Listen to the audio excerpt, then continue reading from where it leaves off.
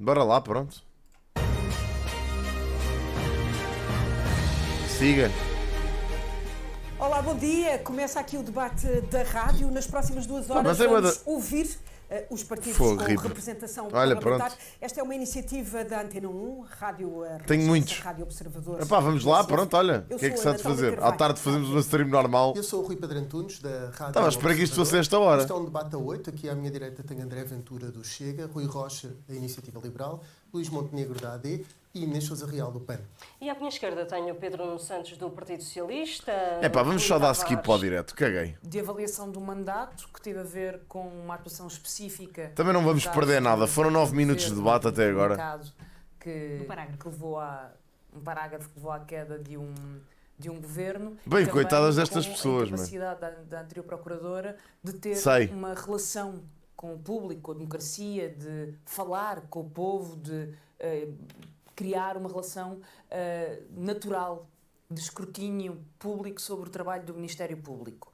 Este novo procurador está agora no início do seu mandato e veremos como Mas a corre esse justiça mandato. interfere ou não na política? A justiça não devia interferir na política e a política não pode interferir na justiça.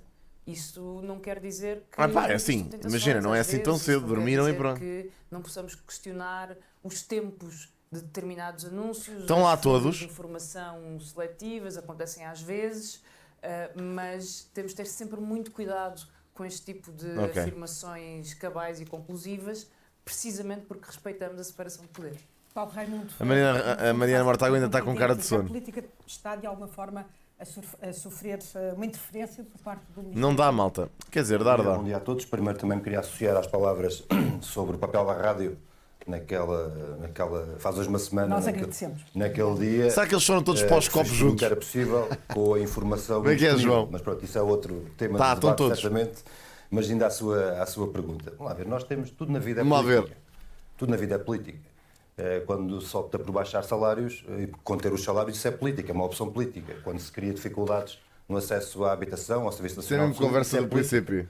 E, naturalmente, todas as esferas das nossas vidas estão associadas, ligadas, interligadas com a política. E na justiça não é indiferente. E, portanto, aquilo que nós precisamos preservar é a autonomia da justiça,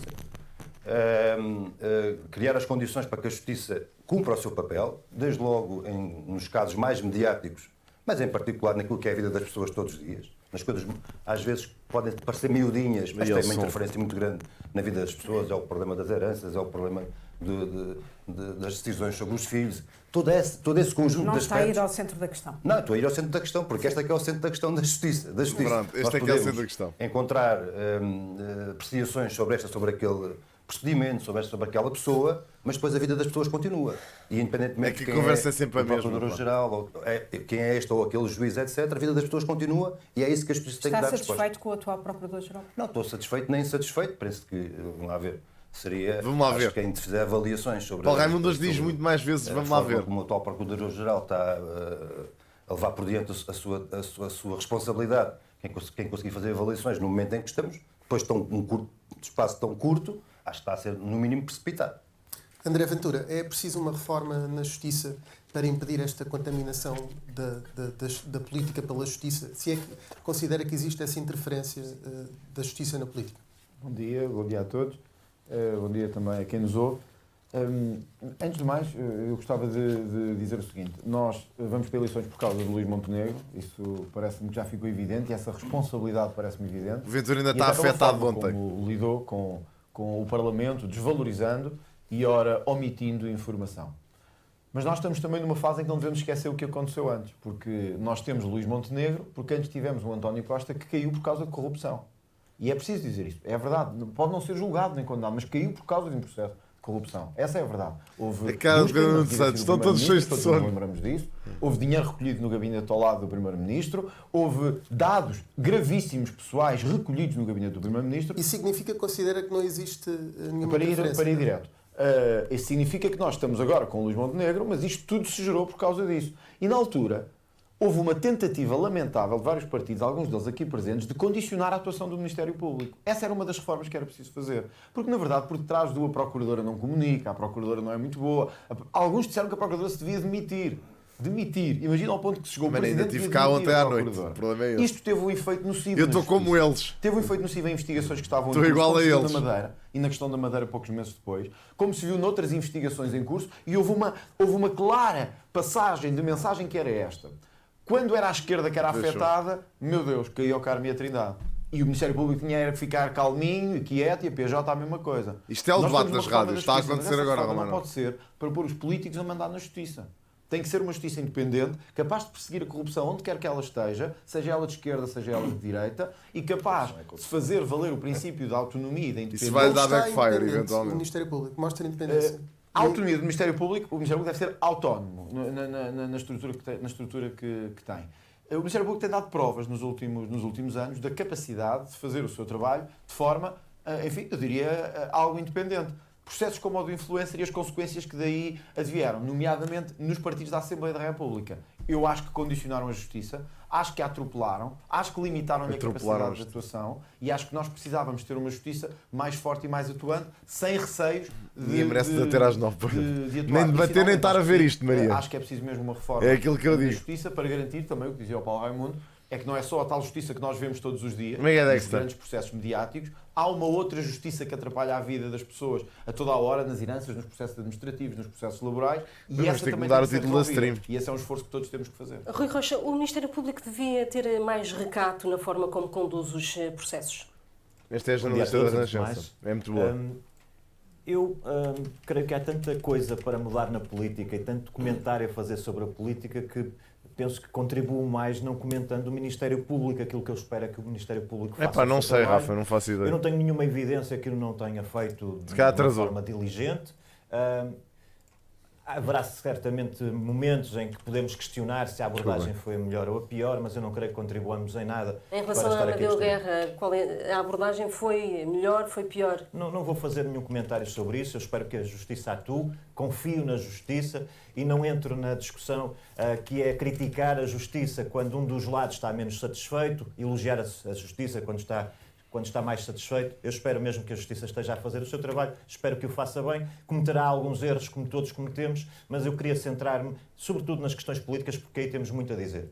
E é importante dizer que hoje estamos aqui a caminho de eleições, por um lado porque a coligação AD decidiu apresentar uma moção de confiança que sabia que ia ser chumbada, e por outro lado todos os outros partidos, à exceção da Iniciativa Liberal, sabiam que ia abrir-se uma crise política, que íamos para eleições, que os portugueses não desejavam e todos eles contribuíram para essa instabilidade política. É por isso que estamos aqui, ainda com dados adicionais. É que, ouvindo todas as intervenções, ninguém parece que todos fariam exatamente a mesma coisa se a situação se colocasse outra vez e ninguém consegue garantir aos portugueses estabilidade, porque temos que imaginar que na mesma circunstância, ou semelhante, aqueles que apresentaram uma moção de confiança destinada a ser chumbada apresentariam na mesma e aqueles que votariam contra essa moção de confiança nestas circunstâncias fariam exatamente o mesmo. E, portanto, ninguém consegue explicar aos portugueses nesta altura, primeiro, qual foi a necessidade de eleições, sem prejuízo da crítica que eu próprio tenho feito à condução política do processo e tenho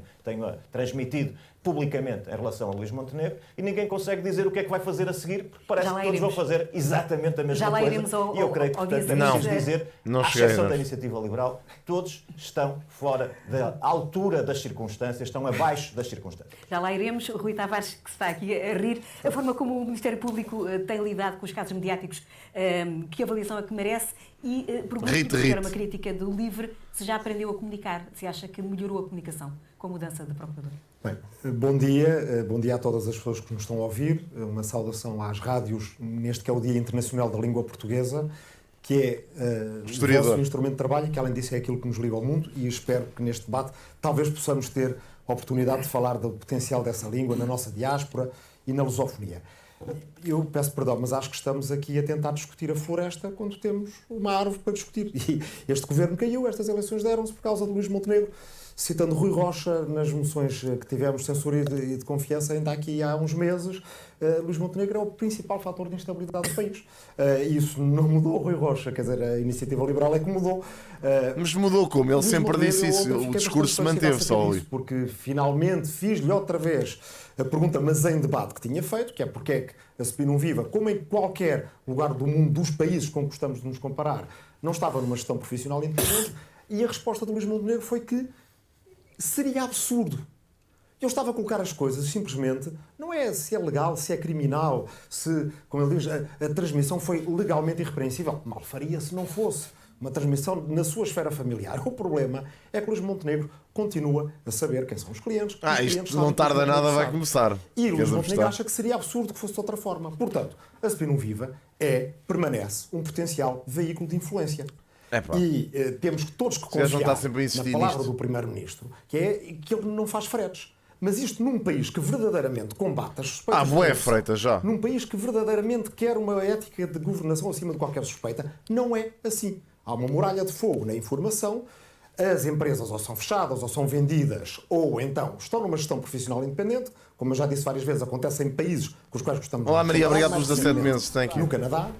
E o que acontece é que os clientes sabem que o Primeiro-Ministro não pode saber quem é que tenta influenciar. Considera que com as eleições, este caso, como há pouco foi questionado Pedro Nuno Santos, poderá acrescentar uma outra crise política ultrapassadas as eleições? Ou a coisa Mas é evidente. Isto não é bom para o país. Os debates começam todos com esta parvoíce e depois queixam-se. Cada revelação acerca de cada empresa, cada concurso ganho, perde-se uma data de tempo a falar desta treta. Cada mudança na que já lei, toda a gente apanhou. Escrutinada. Isto só se vai traduzir. Do seu mérito. As pessoas votarem mais na AD. Quanto é que querem votar? O Montenegro vai fazer. E o PS, a malta já está farta de ouvir falar deste caso. Ao Parlamento, como vai levar as restrições à publicidade do jogo online. O jogo online, hoje em dia, arruína famílias, deixa pessoas viciadas. A sua publicidade está por todo o lado. Nós líamos notícias sobre a Spin Viva e no meio aparecia publicidade da Sol Verde. Nós queremos limitar essa publicidade. Como é que vai votar Luís Montenegro? Como é que vai votar a AD? Mas já limitar decidiram. Como? É isso que eu queria perceber. Como é que eles querem limitar isso? Não vê um país... Não tem um projeto para o país em que estas coisas deixem de ser normais. Para ele é absurdo fazer... Mas o tabaco e o álcool é normal. É isso que me faz confusão. Para o livro não é. Não, mas quero responder a uma coisa que o Rui Rocha disse. Que promoção de vícios há em todo lado. Isso sim, não basta dizermos que devemos tirar Luís Montenegro do nosso filme. Os videojogos também vão ser proibidos? Porque há pessoas que são viciadas. O livro é claro em relação a isso. Está disponível por uma alternativa de governação. A Spin Viva, que se saiba, não é um caso de justiça e estamos a tentar analisar as interferências do Ministério Público e Política. Inês Sousa Real, o Ministério Público tem agido bem em todos os casos, não estamos a falar particularmente deste, ou pode estar em causa a separação de poderes? Antes de mais, muito bom dia, cumprimento a todas e a todos neste debate, também quem nos acompanha lá em casa. A Inês também está mais calma. As palavras de saudação à rádio, sendo que estas palavras, estas juras de amor que mais uma vez ouvimos aqui em plena campanha eleitoral, é importante que depois, sobretudo por parte dos grandes partidos, se materializem a medidas concretas que apoiem a rádio naquilo que é o seu trabalho. Quanto à Spin Viva e o Luís Inês a fazer campanha. Ontem tive a oportunidade de referir a artimanha aqui de Luís Montenegro, porque transformou aquilo que era o seu problema pessoal naquilo que é um problema para o país, ao arrastar o país para eleições, mas o PAN não diaboliza nem as empresas, naquilo que é o facto de alguém ter vindo do mundo empresarial para a política. Tem que haver uma efetiva separação a partir do momento em que... cala-te! É para que chato o PS para que não haja depois esta percepção... Está sempre a murmurar lá atrás, meu. De haver decisões tomadas... já não o posso ouvir. Em prejuízo do país, mas sobretudo em favor daquilo que é os interesses empresariais. Agora, no que diz respeito à atuação do Ministério Público e a partir da visão que seria precipitado estarmos a dizer aqui e fazer uma avaliação, eu não acho que esteja aqui, já ouvimos uma expressão que era quando é da direita ou da esquerda, que no Ministério Público todos que nos queixamos, mas a extrema-direita também tem casos, e hoje não se falou nisso, falou-se em Luís Montenegro e em Pedro Nuno Santos, mas André Ventura começa hoje o dia com Cristina Rodrigues a ser julgada. E tem uma bancada ainda que não foi julgada, por exemplo, por alegados crimes de pedofilia, num país em que sabemos que em 3 anos cresceu mais de 46% o abuso sexual contra menores. E, portanto, nesta dimensão para o PAN, Inês Sousa Real, fundamental que não só haja uma efetiva... Toda a gente está a atacar o Ventura, mas caraças. Que haja uma divulgação e informação... O Ventura já está a fazer desenhinhos no papel. Porque a verdade é que não podemos estar a pessoalizar ou a julgar com a justiça em prol dos eleitorais de cada força política. Depois, por outro lado, a justiça do dia-a-dia era do PAN, ela era do PAN e depois mudou-se para o Chega. Por exemplo, que o crime de violação sexual tem que ser tornado crime público, porque é um crime muito grave, não é apenas um crime grave. E André Ventura escusa de dizer que cortou a direita e que limpou a sua bancada, porque não limpou. Tivemos uma dissolução do Parlamento e só com essa dissolução é que essas pessoas provavelmente terão sido afastadas. E o PAN quer efetivamente que o crime de violação seja tornado crime público e resta saber como é que vão votar as outras forças políticas, porque os julgamentos não se fazem em praça pública, não é nas redes sociais, não é efetivamente daquilo que são os meios. Quer responder rapidamente, André Ventura? É por parte do Ministério Público que cabe tramitar, como é evidente, estes processos com a reserva toda que existe da vida privada e, mais uma vez aqui, volto a referir, não podemos ter um discurso de apelar e de sermos justiceiros em relação às outras bancadas, mas depois não arrumamos a nossa própria casa. Rapidamente, André Ventura, é que Luís Montenegro também tem sido atacado por todos e não lhe dei a réplica muito rapidamente. Eu compreendo que a Inês Real precise disso para aparecer durante um minuto. Em todo o caso, eu vou-te responder numa coisa muito simples. A Cristina Rodrigues está a ser julgada porque a Inês Sousa Real fez uma queixa e o seu partido também. Isso é mentira. E anda a Nós fizemos uma perseguir. queixa contra desconhecidos. Agora tem que ouvir. Agora tem que ouvir. Já falou. Podem falar cada vez. Eu percebo a inveja em relação à Cristina Rodrigues. Eu compreendo. Podem falar nas várias cada vez, dimensões. por favor. Eu compreendo a inveja nas várias dimensões. Mas não falta eu compreendo. Parece aquelas pitas do TikTok, bro. Não falta verdade. Isso é inveja. Eu compreendo. Queira persegui-la e queira fazer queixa dela porque veio para um partido que tem 50 deputados e vocês passaram para um. Compreendo tudo isso. O que acontece foi que antes da dissolução do... Por favor. Já que se faz vítima, agora ouço um bocado. O PAN apresentou queixa contra desconhecidos, não minta, André Ventura. Foi perseguição pura do PAN. Por isso é que o PAN está lá no julgamento também. Por isso é que o PAN está lá no julgamento também. Agora, deixa-me terminar para dizer isto. Olha, Sousa Real.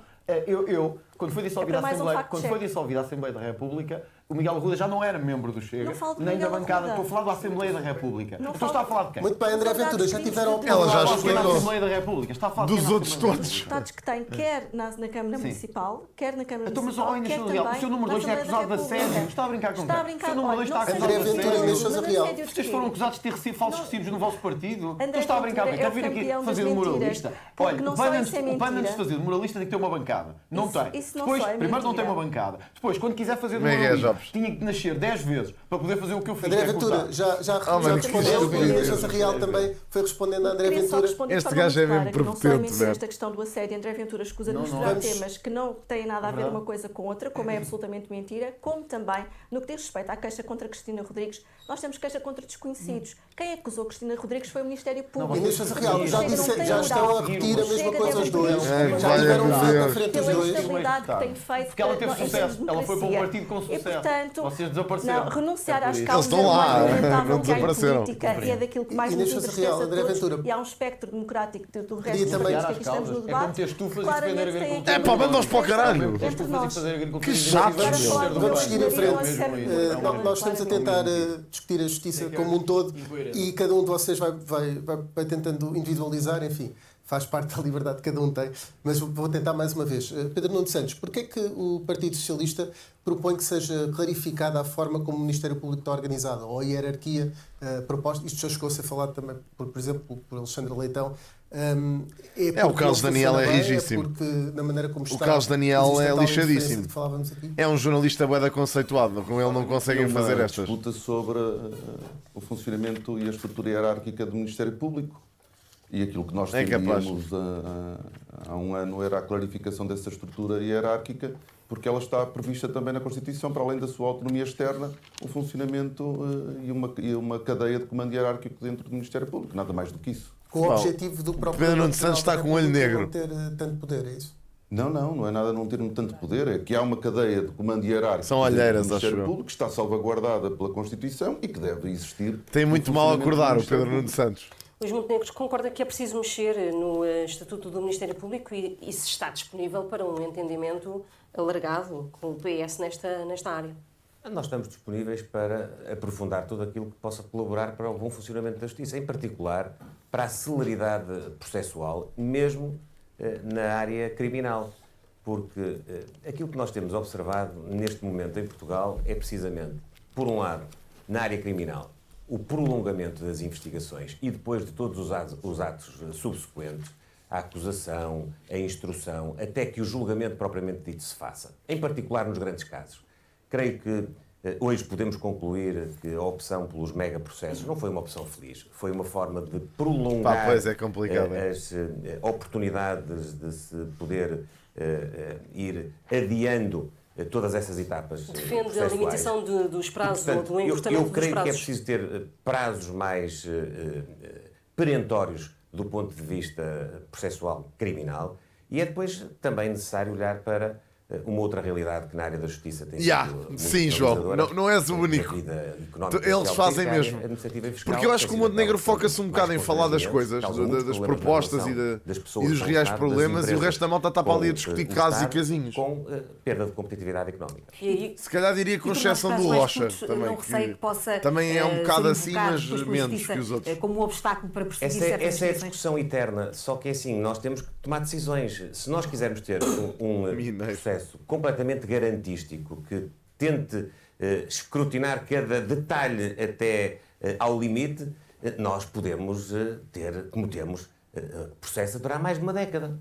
Se nós queremos ter mais rigor e mais confiança no sistema, nós temos de ser rápidos. Temos de ser rápidos todos, como todos os agentes processuais. Portanto, eu creio que nós temos de valorizar a investigação, dar meios à investigação, para ela também poder ser mais célere por essa via. Temos de dar meios humanos ao sistema, porque isto também depende da atividade de cada um dos intervenientes.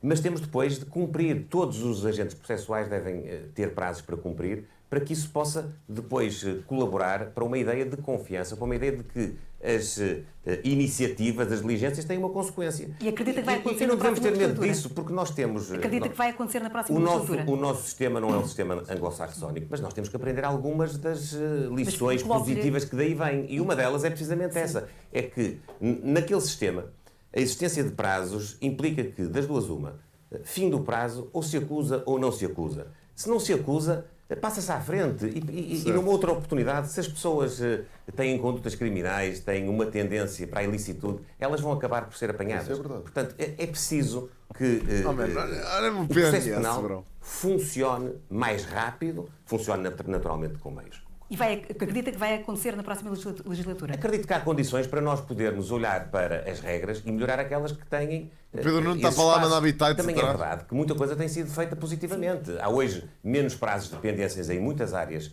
do direito. Há hoje muito mais meios de investigação do que havia anteriormente. A Polícia Judiciária, por exemplo, está hoje muito mais apetrechada de recursos humanos e de recursos técnicos para poder ser mais rápida e coadjuvar, nomeadamente, o Ministério Público em matéria de investigação criminal. Deixa-me só ir rapidamente ao Pedro Nuno Santos, que estava aqui a corroborar esta ideia de que concorda com este encurtamento de prazos? Não, aquilo que eu estava a dizer é que, obviamente, quando há pessoas que não cumprem a lei ou cometem atos ilícitos, que a qualquer momento são apanhadas. Isso foi isso que eu disse. Isso é verdade. Era uma referência a alguém especial? Agora, acho que se devem haver prazos do processo penal e onde é possível encurtar... A gaja da rádio a tentar... Também acho a tentar sacar ali o... não podem durar ad eterno. Não, ele está-lhe a mandar a boca. Isto é para mandar-lhe a boca. Não pode durar 10 anos, não pode estar congelada durante 10 anos, porque obviamente isso também tem consequências nos direitos, liberdades e garantias dos cidadãos, mas para isso nós temos que dar todos os meios para que a investigação possa ser feita. E há outras coisas que nós podemos fazer, nomeadamente acabar com o caráter suspensivo de alguns recursos que são usados como forma delatória de prolongar processos, e por isso esse caráter suspensivo de alguns recursos deve ser revisto, como também conseguirmos garantir que as fases do processo penal são para as razões para as quais foram criadas. Sócrates, a quem o PNS dizia que era um excelente não ser um candidato, e servir apoiava a campanha. A função essencial, que é averiguar da licitude do próprio inquérito e não ser um julgamento antes do julgamento. Portanto, há trabalho para fazer no que diz respeito à celeridade. Eu quero só acrescentar aqui outra tónica, que é a do acesso à justiça. A justiça, nós num Estado de Direito e numa democracia temos que garantir que todos têm acesso à justiça independentemente das suas condições económicas, e isso implica que nós consigamos fazer uma revisão em baixa das custas judiciais para facilitar o acesso à justiça dos cidadãos. E é uma área onde PS e AD podem chegar ao consenso? É uma área que se tem arrastado no tempo os apelos sucessivos a pactos na justiça e nada avança? Eu acho, sempre o defendi, que a justiça, como uma das mais importantes áreas de soberania no nosso país, devem ser alvo de grandes consensos, de consensos alargados, e o Partido Socialista está disponível para esses consensos alargados numa área fundamental onde deve haver alguma estabilidade ao longo do tempo. E, portanto, nesta área em concreto, deve haver um consenso alargado. Temos de avançar e uma das grandes áreas e questões que estão em cima da mesa nesta altura tem a ver com a estabilidade política depois do dia 18 de maio. O Presidente da República já disse que quer saber com que base de apoio contam os vários partidos para assegurar a governabilidade. Pedro Nuno Santos já questionou diretamente o Presidente da República sobre se vai dar posse ao partido mais votado? Bom, essa é a prática que nós conhecemos por parte do atual Presidente da República. Foi assim que aconteceu há um ano atrás, quando quem ganhou as eleições não tinha também uma maioria no Parlamento. Eles estão-se a preparar para fazer uma geringonça de esquerda para tentar mandar abaixo a AD. Rejeitou o apoio do Chega. E, portanto, o PSD, ou a AD, sem uma maioria no Parlamento... Não o fizeram nas últimas eleições. E por isso é que eu digo e insisto que a única forma de nós conseguirmos derrotar a AD e termos um governo alternativo é com uma vitória do Partido Socialista. Mas há um ano foi muito claro quando disse que era praticamente impossível 4 se não tiverem o PAN também. Um governo minoritário da AD. Como é que se posiciona agora? Vão fazer isso. Não viabilizou nenhum governo minoritário da AD. Pelo menos dar condições, tem dito ultimamente que até deu condições de estabilidade durante o ano, não obstaculizando o programa de governo. O PCP viabilizou o governo do PS durante quase 6 anos. Agora, o Partido Socialista não viabilizou. Votamos uma moção de rejeição do programa de governo do PCP, que não é a mesma coisa que votar uma moção de confiança ao programa do governo. E, portanto, desse ponto de vista, aquilo que o Partido Socialista tem é sentido de responsabilidade. Conseguem. Eles estão sempre a conversar uns com os outros, todos alegres. E agora nós, vais ver se não conseguem. Só para mandar abaixo a direita, vais ver se não conseguem. A comunicar com o povo português, a apresentar as suas propostas, a ouvir os portugueses, com o único objetivo de conseguirmos formar um governo alternativo a uma AD que falhou naquilo que é mais essencial. Eu gostava de ver uma coligação AD-IL na habitação, para o próximo governo, ver como é que as coisas resultavam. Termos um ainda primeiro-ministro que não será fator de estabilidade política em Portugal. Portanto, não arriscam praticamente impossível. Eu não gosto de maiorias absolutas. De que ao longo destes próximos não gosto mesmo nada de maiorias absolutas. Mesmo nada. Uma maioria para que nos permita ganhar as eleições e depois tudo faremos no quadro da configuração parlamentar que sair dessas eleições para garantirmos uma solução com estabilidade política que Luís Montenegro não conseguiu garantir ao longo do último ano e meio. Aliás, a AD, ao longo de muitos anos, tem tido muita dificuldade em garantir estabilidade política em Portugal, ao contrário de nós, nós que somos bons, não temos maioria, nós conseguimos garantir estabilidade política em Portugal. Estabilidade política, por todo o resto da estabilidade. O partido mais votado, mesmo que esse partido não tenha um apoio maioritário no Parlamento. Eu creio que é a tradição que sempre se seguiu em Portugal. Aliás, o PSD teve quase que conseguiu estabilidade política. Se não fossem vocês a fazer uma manobra consoante as circunstâncias e consoante as de emergência. Depois dizer que, relativamente à estabilidade política e ao histórico, eu não venho para aqui discutir a história, mas a verdade é que o posicionamento dos partidos que não vencem as eleições relativamente àquilo que vencem também diz alguma coisa sobre eles. E o Partido Socialista convive mal com a derrota, convive mal, e foi por isso que nós tivemos e estamos a viver esta crise política agora. O Partido Socialista não aceitou perder as eleições, o Partido Socialista não aceita estar longe do poder. O Partido Socialista... Até Rui Rocha, está mesmo nervoso. Até Rui Rocha disse, não venha com essa conversa outra vez, nós estamos num debate. O Pedro Nuno Santos fez um restyling para esta campanha eleitoral. Apareceu mais sereno nos debates até esta semana. Esta semana aparece nervoso, está sempre a interromper, está sempre com insinuações, não para. E é que não para, pronto. Eu espero por si. Não faça esse número, que eu espero por si. Responda às perguntas. Pronto, o verdadeiro Pedro Nuno Santos reapareceu. Pimba! Eu disse que aquilo era tudo maquilhagem, e era. Bom, a estabilidade política depende de quem ganha, depende danado, de quem não ele fica danadíssimo, mas é real. Política. Eu não sei o que aconteceu ao Montenegro, meu fogo, esta semana deve ter lavado uma lava. Foi o Geirinhas?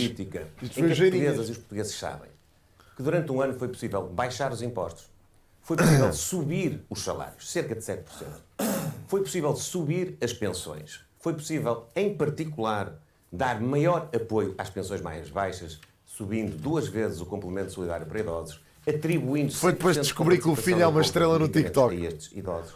Foi possível dar aos jovens mais o homem ganhou outra vida. Um regime fiscal mais favorável. dar-lhes a possibilidade de comprarem a primeira habitação, dar-lhes uma possibilidade reforçada também de recorrerem. Pá, quem viu o Ponte Negro, quem o vê, meu. O ano passado, nas eleições do ano passado, da administração pública. Na saúde, diziam que ele era muito fraco como líder, que não tinha capacidade. O homem está aqui dos debates a arrebentar com toda a gente. Com os polícias, com os guardas prisionais, com os funcionários judiciais, com as Forças Armadas. Foi possível fazer tudo isto e manter o país com contas equilibradas e o país a ter um crescimento económico que superou o que estava no Orçamento de Estado e as previsões negativas de todos os outros partidos políticos, em particular do Partido Socialista, que o ano passado dizia que o programa da AD era irrealizável e que nós íamos com o medo. Vem aí novamente o desequilíbrio e a austeridade. Lembro-me bem disso. Fica numa situação mais aflitiva, vem com estes medos. Eu quero dizer às portuguesas e aos portugueses o seguinte. Nós sabemos que não desejaram estas eleições. E nós sabemos que é preciso pôr cobro a uma rotina que está criada, termos eleições quase todos os anos.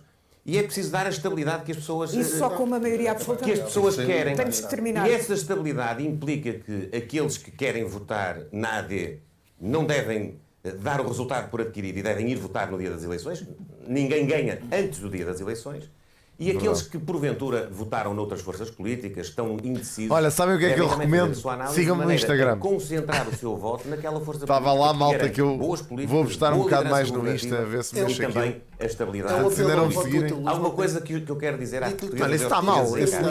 No dia seguinte às eleições, não é possível corrigir o voto. Não é possível. Portanto, todos estes elementos devem ser ponderados e, naturalmente, nós humildemente aceitamos esse link está mal, malta. Que é soberano do povo. Esse apelo ao voto útil não deve ser muito do agrado aqui do André Ventura, mas eu faço uma pergunta muito concreta. Se o Presidente da República o sensibilizar para viabilizar um governo minoritário, está disposto a fazê-lo sem ir para o governo? Antes de mais, deixe-me dizer isto. O Presidente da República, na última decisão que teve que tomar, convidou-se de facto o partido mais votado. Tem sido essa a prática em Portugal. E tem sido essa prática, exceto na Geringonça em que foi invertida. Embora, mesmo na Geringonça, a primeira nomeação... Já explica porquê, Paulo. Está, obrigadinho, amigos. Se puderem fazer isso, agradeço muito. Mas se me deixarem, era isso que eu ia dizer. Mesmo na Geringonça, o meu Insta está muito parado. Uma primeira tentativa que caiu no Parlamento. Tem que começar a dinamizar um bocado mais o Instagram. Não é preciso fazermos grande drama à volta disso. Agora, o que é importante perceber isso não tem. Luís Montenegro diz aos eleitores... Mas podia. Toda a gente sabe, e o Pedro Nuno Santos também sabe, que não vai haver nenhuma maioria de esquerda. Quer dizer, não vale a pena, nós estamos a ver que 16 ou 17 dias das eleições, todos os números mostram o mesmo, todos os números que estão públicos e os que não estão públicos, e o Pedro Nuno Santos sabe isso muito bem. Sabem que não haverá nenhuma maioria de esquerda, a menos que as coisas mudem estrondosamente até lá. Portanto, o cenário que vamos voltar a ter, com toda a probabilidade, é um cenário de maioria entre o Chega e o PSD. Não sei, Miguel, não me faça essas previsões. Se vai colocar numa maioria parlamentar. O resto é fantasia. Eu vou fazendo isso às vezes. Passar de 1% para 20%. Mas faço mais no TikTok. É uma fantasia. Não é o mundo real. E o mundo real é este. Temos um primeiro-ministro que tinha uma maioria que a desperdiçou. Não foi o André Ventura que desperdiçou a maioria. Foi o Luís Montenegro que desperdiçou a maioria. Primeiro ponto. Segundo ponto. Se já desperdiçou a maioria uma vez, quem é que nos garante que não a vai desperdiçar outra vez? E, portanto, o mesmo apelo que o Luís Montenegro faz, eu também queria deixar aos eleitores de direita. Que é, gostaram do que viram? Gostaram do que viram? De um governo... Deixa-me só que o meu tempo está muito... Obrigado, Lázaro. Não está assim tão abaixo. Do primeiro-ministro. Eu gostava... Temos que repor os tempos ali à esquerda. Tem que deixar passar agora esta fase. Estou a gastar bem dinheiro. Na direita e no centro-direita, se gostaram do que viram. Quer dizer, de um governo que praticamente governou com o PS, que para aprovar um orçamento e para nem sequer cumprir com as empresas o que tinha comprometido, foi ter com o PS. O André Ventura que na questão mais com o PS está a ver como quem está nervoso é o Primeiro-Ministro. Eu compreendo. Porque quando de facto se aponta à verdade e se percebe que PS e PSD não só fizeram como continuam a fazer o conluio juntos para governar, é que os eleitores de direita têm que decidir. Querem continuar a ter PS, votem PS ou PSD. Não sei como é que isso é possível, dado que foi o PS que mandou... O PS juntamente com o Chega que mandou o governo abaixo. Pode já dizer aqui que, caso o PS ou a AD vençam as eleições, que vai chumbar o programa de governo, quer de um, quer do outro? Pois vai. O Partido Socialista vencer as eleições? Sim, e já agora a AD também. Qualquer um, quer outro. Nós não votámos a favor da moção de rejeição do governo da AD. Nós entendemos que quem governa, que quem ganha, que o partido que ganha à direita... Mas vocês propuseram uma, estás a falar de quê? Já tem o programa de governo aprovado, o Luís Montenegro... Não tem o programa de governo aprovado. O doutor Luís Montenegro terá que se vencer estas eleições, coisa que eu acho que não vai acontecer, porque acho que vai ser o Chega a vencer as eleições. Este gajo é maluco, mano. E esse programa será é para rir, este é mesmo para rir. Ou não. Agora, ele anda há 10 anos a dizer esta. Ri-se toda a gente. Um programa do Partido Socialista, ou para viabilizar um programa ele anda há não sei quantos anos a dizer que é ele que vai ganhar as eleições. Já vimos, temos que... Rui Rocha. E ele todas, é que ele entra em todas as eleições. Iniciativa Liberal de legislativas, presidenciais, qualquer dia até nas autárquicas. Bom, antes de mais, parece-me que os portugueses têm hoje um cenário absolutamente claro daquilo que podem esperar de todos os intervenientes políticos, de quem está à altura das circunstâncias e não está. As pessoas estão cada vez mais a perceber que o Chega está agarradinho às mesmas concessões que o PS. Agora, mas há alguma linha vermelha em relação a o ponto fundamental aqui este acordo? É nós olharmos para a governação. Olha, qualquer dia, Alexandre, já faltava menos. Chegarmos a uma conclusão, é que é possível corrigir o voto de 2024 em 2025. Nós precisamos de políticas diferentes daquelas que a AD teve em discussão. É uma vergonha o que fazem com o Rocha, bro. Manifestamente precisamos de mais sempre casas, a falar por cima de dele. construir mais casas e de ter mais casas disponíveis no mercado de arrendamento. E a ADI contribuiu não para... há nenhuma linha vermelha para a Iniciativa Liberal. Estou a falar dos objetivos da Iniciativa Liberal. Políticas claras para termos mais casas. Temos que ter políticas claras no sentido de aliviar as pessoas da carga fiscal. Neste momento, muitos portugueses estão a entregar a declaração de IRS e estão a constatar que ou vão receber menos... É pá, calem-se, pá! Ou vão pagar mais... Eu sou só Rocha, já tinha parado e já tinha dito, com licença, deixam-me falar ou não? Agressividade, assertividade na baixa de impostos. Há muitos portugueses que constatam que, afinal, a baixa de impostos prometida pela AD não aconteceu na dimensão que esperavam. Nós temos que resolver isso e temos também que baixar a tributação para as empresas. E indo essas para lá são as também, condições para...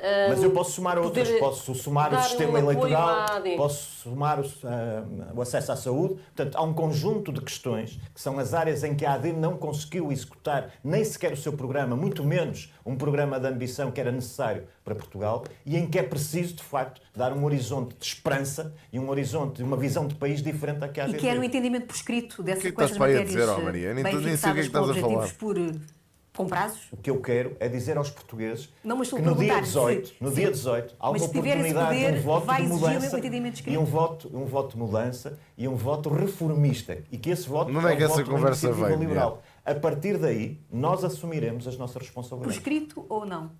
O que nós queremos dizer aos portugueses é que há um voto reformista, há um voto que muda ao país. E este é o momento de falar de voto. Não percebi a analogia com as casas. O liberal estará à altura das suas circunstâncias.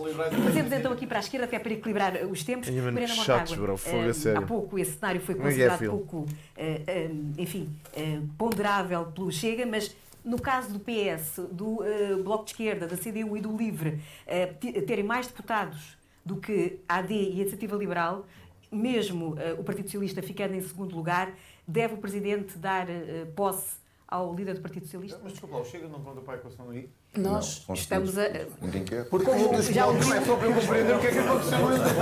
Não, é só porque não se queria juntar àquele bloco, não é? Mas vamos votar contra, por isso essa pergunta não faz desculpa nenhum sentido. Eu posso dizer os tempos. O Chega votará sempre contra aquele bloco. Pedro Nuno Santos tem 8 minutos. Sim, mas agora este Montenegro tem 7 minutos. Nós temos os tempos, Mariana André Ventura tem 8 minutos. Já vou aqui. Inês José Real tem 4 minutos. Eu tenho 2 minutos. Estão satisfeitos com aquilo que viram nesta legislatura. Então, mas vamos chegar a Mariana Mortágua. Pois isso condiciona vamos rodar o debate aqui para este lado. Intervenção do André Ventura. Pelas sondagens estão 20 e tal % satisfeitos. Consigo estão 5%. André Ventura, vamos ouvir a Mariana Mortágua agora. Os eleitores do Chega estão contentes com aquilo que viram nesta legislatura. Já veremos. Ninguém nos consegue ouvir. Não esqueçam que estamos na rádio e na rádio temos de falar um cada vez. Olha, estes minutos não estão a contar e eu não percebo porquê. O cronómetro não está a avançar, apesar de Rui Rocha e de André Ventura estarem a falar. Paulo Ramon tem 1 minuto e 46, eu tenho 2 e a direita tem cada um mais de 8 ou 7 minutos. Vamos equilibrar agora. Mas agora é a vez da Mariana Mortágua falar, precisamente. Portanto, deveria o Presidente da República dar posse ao Partido Socialista com o apoio da esquerda parlamentar, mesmo ficando em segundo? Eu acho que os últimos tempos nos mostraram que a estabilidade não se decreta. E a ideia de que nós conseguimos estabilidade fazendo ameaças ao povo, dizendo votem em mim porque senão vem o papão, que é, na realidade... Mas isso é o que vocês fazem constantemente. O Partido Socialista disse que vinha ao papão das contas e da derrapagem financeira, agora é o Partido Socialista que faz isso ao PSD. Quando andamos num mas vocês também fazem isso constantemente, em que Pedro Nuno Santos repete os argumentos que Luís Montenegro usava para criticar o PS e que Luís Montenegro agora repete os argumentos que António Costa usava para se defender de Luís Montenegro. E assim vamos, numa troca de acusações, esperando ver e prometendo que é assim que se consegue estabilidade para o país. Nós aprendemos nos últimos anos que só há uma garantia de estabilidade, que é haver deputados na Assembleia da República em número suficiente para votar medidas que garantam uma vida melhor às pessoas e que garantam estabilidade da vida. Não há estabilidade numa sociedade dividida. Não há estabilidade numa sociedade em que uma minoria consegue ter uma casa e uma fortuna a valorizar com a especulação imobiliária e a maioria não consegue aceder a casa. Esta sociedade de desigualdades está permanentemente a alimentar ressentimentos. Essa sociedade de desigualdades também é muito alimentada por vocês, porque se não existisse vocês não tinham votos. Essa conversa do coitadinho, fazer os portugueses coitadinhos, dura até uma certa altura, até as pessoas terem escolaridade. Para perceber que isso só acontece porque vocês, esquerda, querem constantemente que as pessoas sejam pobres, dá jeito para os votos. Para conseguir valorizar o trabalho, quem trabalha por turnos, quem trabalha tanto e não tem um salário decente ao fim do mês, quem não consegue ter um salário para pagar a conta da luz e a conta do supermercado. Foi a direita que governou assim nos últimos 50 anos. Conseguir estabilidade no país. Tudo o resto, e é bom que nós tenhamos consciência disto, tudo o resto que não for isto são miniciclos. São partidos à disputa para culpar uns aos outros sobre o passado, que não dizem nada diferente sobre o futuro. Aliás, o Partido Socialista e o PSD concordam sobre a resposta da habitação e eu aproveito já agora os tetos de renda, já sabemos, Mariana. Um apelo às pessoas que pensam votar no Partido Socialista e que não querem a política da AD para a habitação, para votarem no Bloco de Esquerda, para votarem para ter tetos às rendas, para votarem para ter uma política diferente que nos garanta um futuro em Portugal. Lá vamos nós com os tetos. A política dos mínimos, a política do mal menor, não mobiliza ninguém, não dá esperança, não dá futuro ao país. É sempre a mesma conversa de chacha, mano. Eu pergunto-me como é que há pessoas que acreditam nesta merda, mano. Genuinamente fico confuso. Fica entusiasmado com as possibilidades de crescimento É sempre a mesma conversa, mano. Então, a única possibilidade que nós temos de convencer as pessoas a votar, de se mobilizarem por um projeto, é oferecer-lhes essa esperança de futuro. E é isso que nós estamos a tentar fazer nesta campanha, com políticas para redistribuir a riqueza, para taxar as grandes fortunas. Claro que há, malta. Basta abrir o Twitter. Que a campanha seja sobre e vocês veem logo de onde é que eles vão. Discussões vazias sobre se o acordo é escrito ou não é escrito, sobre se o que é que faz mais um deputado, menos um deputado no dia a seguir às eleições. Porque importa, na verdade, o Partido Socialista pode ter mais um voto que Luís Montenegro e depois precisa do apoio de Luís Montenegro para governar. A mesma pessoa que Pedro Nuno Santos disse que não tem credibilidade e em quem não confia. E o contrário também é verdade. Nós temos uma maioria suficiente para aprovar políticas à esquerda e isso são deputados do Bloco. Paulo Raimundo, faço-lhe a mesma pergunta no fundo, ou seja, se o Partido Socialista for a segunda força mais votada, mas se houver uma maioria entre Bloco, PCP, Livre e PCP, CDU, está disponível, ou aliás, o Presidente da República deve dar posse ao Partido Socialista? Olha, eu acho que isto não se vai colocar, por uma razão simples. Não acredita que não é que em nenhum momento da história isso aconteceu. Ao contrário, estava aqui a ser afirmado, em nenhum momento da história isso aconteceu. O Presidente da República, fosse ele qual fosse, deu sempre posse ao partido mais votado. Ponto final. Ponto final, não há nenhuma dúvida. Não há nenhuma dúvida. Foi assim em 2011, 2015, 2024, foi sempre assim. E, portanto, nem me parece, não estou a ver aí grande novidade, nem nenhum coito tirado da cartola com algumas afirmações. Não, o público mais não foi estendido. O governo passa escolha como posse. Formou o governo. O governo foi. Olha, o estagiário avançou o debate. No dia 10 de novembro. Curiosamente, no dia 10 de novembro. E depois surgiu... O estagiário avançou o debate. E a pergunta quando o Raimundo estava a falar. Eu acho que a questão, já foi aqui afirmado, a questão é, nós falamos muito de aritméticas e em somatórios, mas nunca falamos sempre da forma, mas nunca falamos é do conteúdo. Ora, o que é que nos vale? Eu até diria assim, se me permite a expressão um bocadinho até grosseira, preocupamos-nos tanto com a governabilidade e com a estabilidade do governo, mas parece que esquecemos aquilo que é fundamental, que é a estabilidade da vida das pessoas. É aumentar salários. Na estabilidade se tem ou não tem uma creche onde pôr os seus filhos. Claro. Na estabilidade da pensão que recebe, que não chega para comprar os medicamentos, ao contrário, Luís Montenegro diz que toda a gente tem medicamentos. Ele não disse, não é verdade, como o Luís Montenegro sabe. A estabilidade daqueles que têm que trabalhar 2 e 3 empregos para continuar a aguentar a vida. 2 e 3. A estabilidade daquelas pessoas 3 empregos. que vivem na profunda precariedade, elaboração contínua. Durante a semana. Só quem não passou por ele é que às vezes. Durante a manhã e a tarde, a noite e depois ao fim de semana. A estabilidade da vida, que é aquilo que importa, é o que garante a outra coisa fundamental, que é as pessoas poderem governar as suas vidas. Ora, enquanto nós não resolvemos isto, o que é que nos vale perder horas e horas e horas sob a forma se o conteúdo fica sempre de fora? E há pouco falou-se aqui numa questão, não vamos voltar a ela, eu só queria pegar nela para dar este gancho, diria assim. Falou-se do Pacto da Justiça. Ora, nós chegámos à situação da justiça não é por falta de pactos, é porque houve pactos de justiça, declarados e não declarados, escritos e não escritos, entre o PS e o PSD. Ora, isto é válido para a justiça como é válido para outras esferas da nossa vida pública,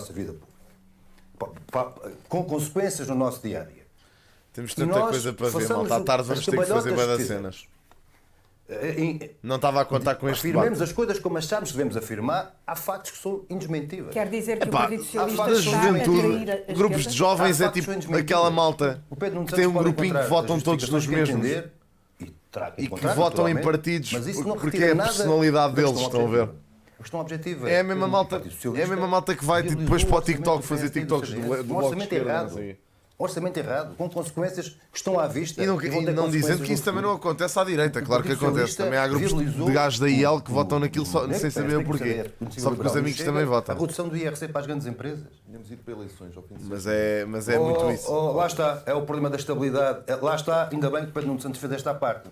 Porque a questão que se coloca, então Pedro Nuno Santos tem que alterar a justificação que está a dar para esse efeito. Porque então o que conta é a estabilidade governativa, independentemente da instabilidade da vida das pessoas. Porque aquilo que foi aprovado, aquilo que foi posto à assinatura por baixo, foi o desmantelamento do Serviço Nacional de Saúde e a privatização que Pedro Nuno Santos critica e bem, mas subscreveu por baixo.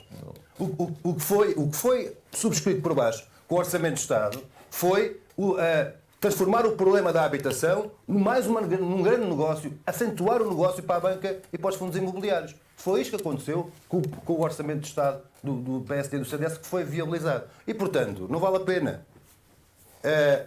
Se me permitem esta expressão um bocadinho grosseira, e com isto termino, a matemática é uma ciência exata. E, portanto, não há dúvidas sobre matemática. 1 mais 1 são 2. E, portanto, eu não quero discutir matemática.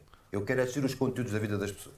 Mano, eu achei que ele ia dizer cu é cu. Quer para a governabilidade. Sim, uma merda qualquer assim. Avançar só para dizer mais uma agora o mais um são 2. Esta discrepância à esquerda precisa. Não sei onde é que isso é uma expressão grosseira. E vamos continuar. Rui Tavares é o autor disto, já tinha sido da ideia das expressão grosseira. Mais um são 2.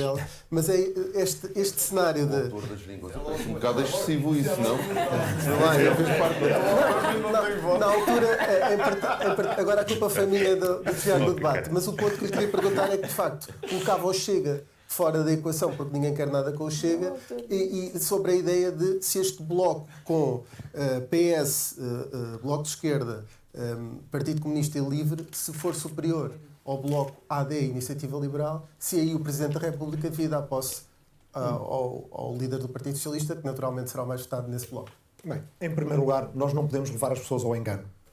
Porque não é verdade que no atual contexto, no atual momento do mandato presidencial, que tem poderes constitucionais limitados já a aproximar-se do fim do seu mandato, que o Presidente vá, tal e qual como aconteceu no passado, dar posse ao candidato a Primeiro-Ministro do partido mais votado. Isso não é verdade. E como provavelmente muita gente aqui nesta sala sabe, há indicações, há um artigo escrito pelo vosso colega João Pedro Henriques do Expresso, que diz claramente Marcelo impõe uma condição para dar posse ao próximo governo. Estamos numa altura muito polarizada, Maria. Que ele tenha uma maioria de apoio, ou que tenha um bloco de apoio coerente e estável no Parlamento, e diz taxativamente, significa também que recusa de todo em todo seguir o procedimento de Cavaco Silva em 2015, quando deu posse ao segundo governo de Pedro Passos Coelho, já sabendo que este seria chumbado. Porquê? A lógica é cristalina. Porque poderia acontecer, se o Presidente da República fosse dar posse ao partido mais votado, mas esse partido tivesse o seu programa de governo rejeitado logo a seguir, que o governo ficasse em funções praticamente um ano. Porque depois as eleições presidenciais podem ir até janeiro ou fevereiro, se houver segunda volta, porque depois a tomada de posse do novo ou da nova Presidente da República ocorre em março, e porque, entretanto, há todas as questões que um governo que esteja em funções de gestão não pode desempenhar, e o país ficaria em suspenso durante um ano. Por isso, o Sr. Presidente da República não corrigiu este artigo, não houve nenhuma clarificação. Sim, estou a dizer agora nestes últimos anos. Que só serve para esta história do voto útil, do PS e do PSD, andarem nesta caça aos gambuzinos, de ver quem tem um voto útil a mais. Estamos basicamente a iludir a que é a grande questão, que é onde é que há uma lógica, onde se calhar é que há só porque agora cresceste e começas a perceber as coisas, Maria, tem mais a ver com isso também. Pessoas. Nós vemos que da parte da Iniciativa Liberal que elas sempre tiveram a mesma postura. E ele, o que o Rui Rocha diz é que certamente terá uma conversa com Luís Montenegro sobre a Spin Viva. No nosso caso, se um primeiro-ministro de um governo apoiado pelo LIVRE ou que o LIVRE faça parte tenha uma empresa como a Spin Viva e queira manter a conversa, tu sabes perfeitamente que polarização é que eu estou a falar. Temos uma clareza que aí ele não tem. E não é da bipartisação, estou a falar da polarização entre a esquerda e a direita. Como vimos há bocadinho, está pronta exatamente. A fazer tudo. No caso do LIVRE, as pessoas agora ou tem gente de esquerda radical ou tem gente de direita radical. E o centro agora não é válido. Ministros e ministras que tenham audições parlamentares previamente ao seu início de funções, todos os lados. E criar as condições legislativas, regimentais de centro agora é um problema. Para fazer isso o mais depressa possível, para apanhar os conflitos de interesse no início, nenhuma privatização no SNS, investimento robusto, público, vigoroso na educação e na habitação, não abandonar a Ucrânia, reconhecer a independência da Palestina logo nos primeiros dias do governo. Porquê? Porque a única maneira que nós temos de mobilizar votos que foram perdidos não é, e aí peço desculpa, enquanto eleitor de esquerda, enquanto cidadão de esquerda, enquanto parte da liderança de um partido de esquerda, devo dizer, esta frustração que esses eleitores progressistas sentem com andarmos a empurrar com a barriga a clareza de uma alternativa de governação que devemos ter. Porquê? E vou terminar com isto. Nós não podemos guiar-nos só pelas sondagens, mas temos que olhar para as sondagens. Se olharmos para a sondagem que tem sido feita todos os dias e que saiu ontem, a direita pode estar a 4 lugares apenas, fazendo a transposição dos resultados para deputados, não de uma maioria de governo, mas de uma maioria constitucional. Quando nós sabemos que Luís Montenegro fez parte, foi líder parlamentar de um governo que estava sequioso por mudar a Constituição. Quando nós sabemos que André Ventura tem, sempre que possível, apresentado propostas de alterar a Constituição, até no que diz respeito a direitos fundamentais, como, por exemplo, o ser impedido constitucionalmente que se use informação indigna ou abusiva dos direitos humanos sobre pessoas ou famílias para, em qualquer situação que é taxativamente proibido. E não tenho dúvida que Rui Rocha também gostaria muito de mudar a Constituição. Vamos avançar. Ou a esquerda, só para terminar, ou a esquerda tem clareza e mobiliza os votos progressistas e democráticos, ou podemos estar em face de uma situação que é constitucionalmente perigosa para o país. E ele não é nada progressista. Vamos aqui. Esta conversa também. Se faltar o apoio do não, é isso, eles são sempre assim, meu. Assusta-lhes muito haver um partido de direita social. É um governo de Luís Montenegro. Assusta-lhes, bué. Pode ser que as pessoas comecem a perceber como é que a esquerda funciona na economia. A política que mais medidas aprovou em prol não apenas das causas ambiental e também da proteção animal, mas também das pessoas, como foi o caso das famílias de acolhimento temporário poderem adotar crianças, as vítimas de violência doméstica acederem à habitação e até mesmo termos os espaços sociais a serem financiados pela taxa de carbono. Deixámos bastante claro que temos feito a diferença na vida das pessoas e que temos sido uma força útil à democracia, sobretudo num contexto em que vimos que as pessoas estão cansadas, estão fartas dos grandes partidos que muito prometem, mas depois executam pouco ou poucas diferenças têm na hora de votar. Rejeitaram o IVA zero para os produtos essenciais, rejeitaram também a licença parental para que as famílias pudessem ter mais tempo e os 6 meses a 100% remunerados, assim como o negacionismo climático, tem levado a cortes naquilo que é a combate às alterações climáticas em 700 milhões de euros, mas continuam a dar a mão aos combustíveis fósseis e à ameaça que neste momento até temos, face àquilo que tem sido pôr as unhas de fora por parte do lobby dos combustíveis fósseis e também do nuclear, quando tivemos agora este recente apagão. E por isso mesmo é importante termos uma força política que combata... Não percebo porque é que o PAN é contra o nuclear. Gostava de perceber. O PAN já deixou muito claro que qualquer solução governativa que seja possível formar após o dia 18 terá que contar com uma agenda distinta. Quer seja a agenda de Pedro Nuno Santos, quer seja a de Luís Montenegro, tanto faz. Para o PAN, e já deixei isto muito claro, é difícil para nós aproximarmos de Luís Montenegro quando opta por reduzir o IVA das touradas e continuar a alimentar uma atividade que consiste no maltrato animal, ao invés de baixar o IVA para as famílias que têm animais de companhia e que precisam de um IVA reduzido para não tratar os animais de companhia como se fosse um bem de luxo. Ou até mesmo quando andam a fazer reuniões para voltar a matar os nossos animais de companhia. A energia nuclear é das energias mais limpas, meu. Como é que é poluente? E Luís Montenegro ontem perigosa não em que respondeu sentido? estas questões. As centrais nucleares atualmente, as construídas atualmente, são das mais seguras de sempre. Com o que as pessoas lá em casa querem. Até mesmo hoje é o dia da sobrecarga da terra. Portugal excede os limites e os recursos naturais que tem. E em matéria de emergência climática, temos que ter uma visão para o país que deixe claro se vamos ter soberania energética apostada nas renováveis, se vamos garantir que temos não só uma política de mobilidade que seja mais sustentável com os espaços sociais gratuitos e pegar nestas borlas fiscais, nos 300 milhões de euros que são dados aos combustíveis fósseis e dar precisamente para pagar os espaços gratuitos, ou até mesmo no combate à violência doméstica. Imagina, eu nem acredito que em Portugal seja necessário termos uma central nuclear. É precisamente ter mas temos as espanholas aqui à volta e pá, são funciona. as grandes preocupações sociais. A violência doméstica é um dos maiores flagelos do nosso país. E eu deixo o apelo a todas as bancadas, sem exceção, que quando o PAN entregar, após o próximo dia 18 de maio, o compromisso violeta para termos, de facto, um combate eficaz à violência doméstica e termos não só os prazos de prescrição mais alargados, garantirmos que temos também advogado para quem pensa em Chernobyl, e ainda tornarmos o crime Ninguém de violação pensa em bombas quando se fala em centrais. Que nos acompanhem, porque o pior que pode acontecer para quem está lá em casa é, de facto, ter injúrias de amor em campanha eleitoral, mas depois, no momento de decidir em contraciclo com as pessoas e com aquilo que são as suas preocupações. Vamos continuar ainda no capítulo da governabilidade, neste caso nos cenários depois de 18 de maio. Fukushima também, mas isso aconteceu por causa de um acidente estas eleições, infeliz. Sai da liderança do PSD ou espera pelo resultado das autárquicas? Como já aconteceu, aliás, como disse nas últimas eleições, disse que não seria motivo para sair caso perdesse. Depois ganhou. É um cenário que não equaciona neste momento. Mas não equaciona, pura e simplesmente. Mas, não leva a mal, isto não significa nenhum tipo de falta de humildade.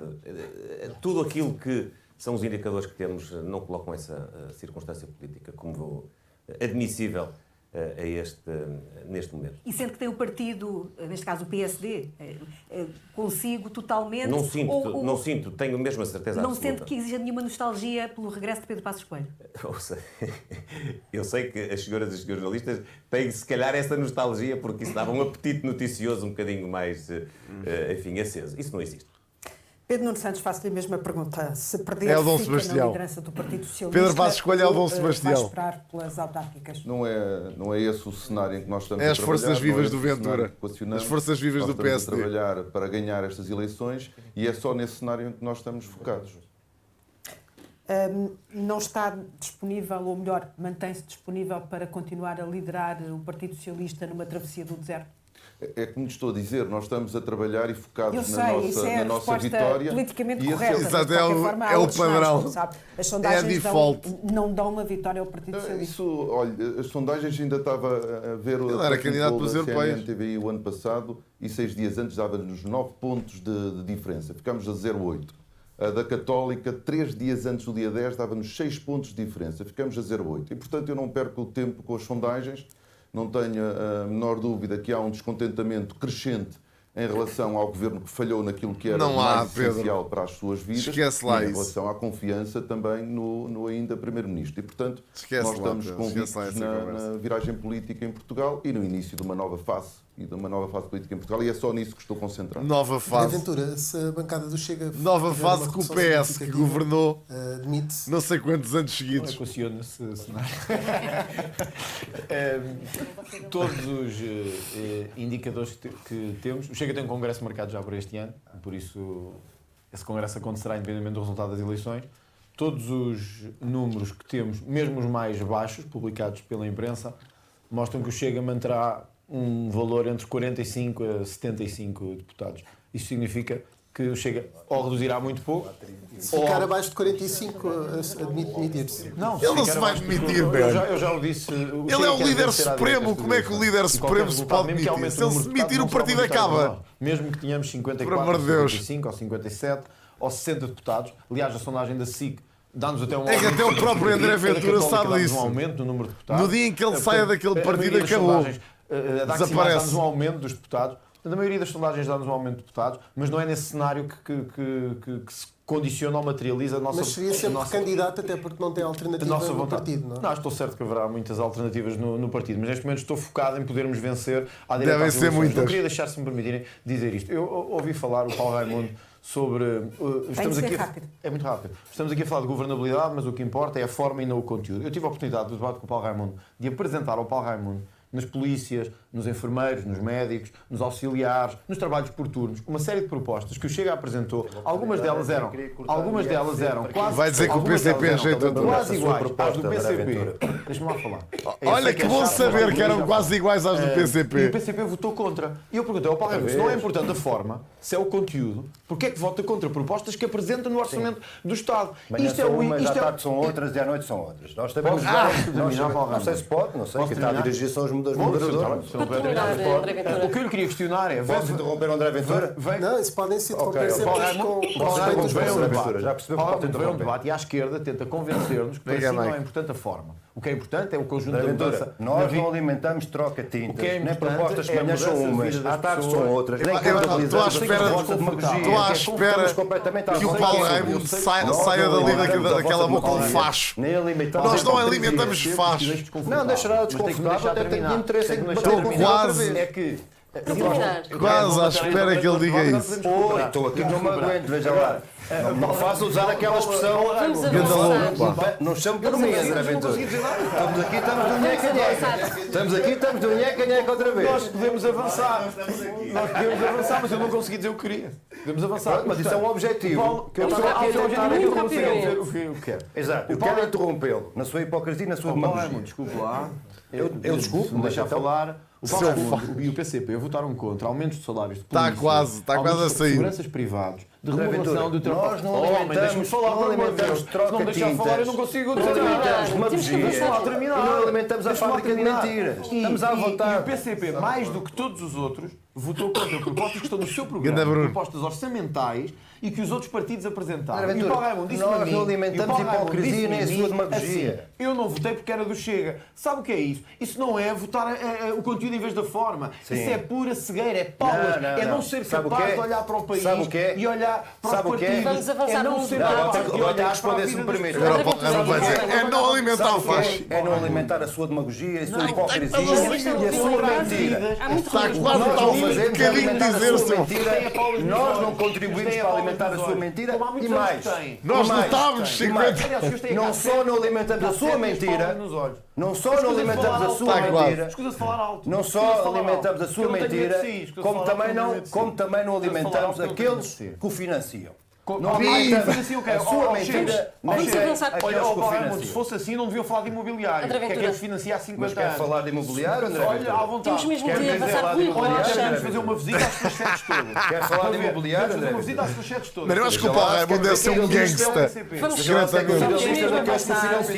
As sedes que ocuparam, a seguir ao 25 de Abril, e as terras que ocuparam. Mas é o IVA das tendas que andam a utilizar na sua campanha. Vamos avançar. O que é que ele disse? Paguem o IVA da festa do Avante. Isso é que era uma boa coisa de fazer. Paga o IVA das tendas da campanha. 290 mil euros. Agora pegue neste número e mande não há 50 anos. Não há 50 anos. 290 mil euros. Pegue neste número e meta nas suas redes sociais. Já ninguém está a ouvir lá em casa. É verdade. Ocupar sedes.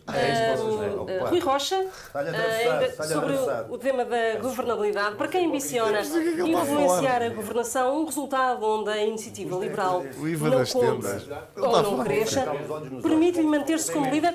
Por favor, peço para manterem algum silêncio para a resposta de Rui Rocha, que não sei se ouviu a minha pergunta. E é um cenário que não coloco.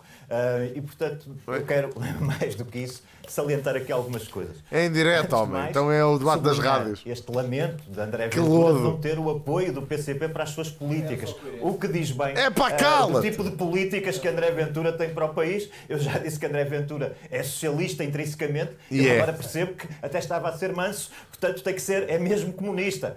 E vamos registrar este momento como um momento determinante em que André Ventura lamenta que o PCP não vote ao lado do Chega nas propostas políticas. Vai Rocha, vai Rocha! Eu ouvi a vossa discussão com muito interesse e percebi que estão, de facto, muito perto um do outro. Mas deixem-me só fazer uma outra nota. É que não é até ao valor do salário mínimo, que isso é ridículo. Toda ela, neste momento, ninguém acha isso normal. Não tem propostas para o país. Não tem propostas ninguém para o país. Minimamente equilibrado acha normal aumentar as pensões para o salário mínimo, André. Vem do Pedro Nuno Santos, vem da Mariana Mortágua. Já tivemos o papão da austeridade. Já tivemos o papão do sistema de saúde americano, o que demonstra que não leram aquilo que a Iniciativa Liberal propõe. Já tivemos agora, com o Rui Tavares, o perigo constitucional. Portanto, e as propostas? E as propostas para o país? E as propostas de mudança para o país? Rui, caramba! Esta ideia de agitar papões, de estar permanentemente mas louco, tu achas genuinamente que dá para teres um mundo ideal? Compreendo. Porquê é que vale a pena estares a discutir merdas utópicas, meu? Essa proposta não funciona, é irrealista, é estúpida, é descabida, meu. Menos impostos para as empresas. Pai, que se não faço um programa eleitoral assente no mundo encantado dos brinquedos e vou para lá e pronto. E as pessoas acreditam.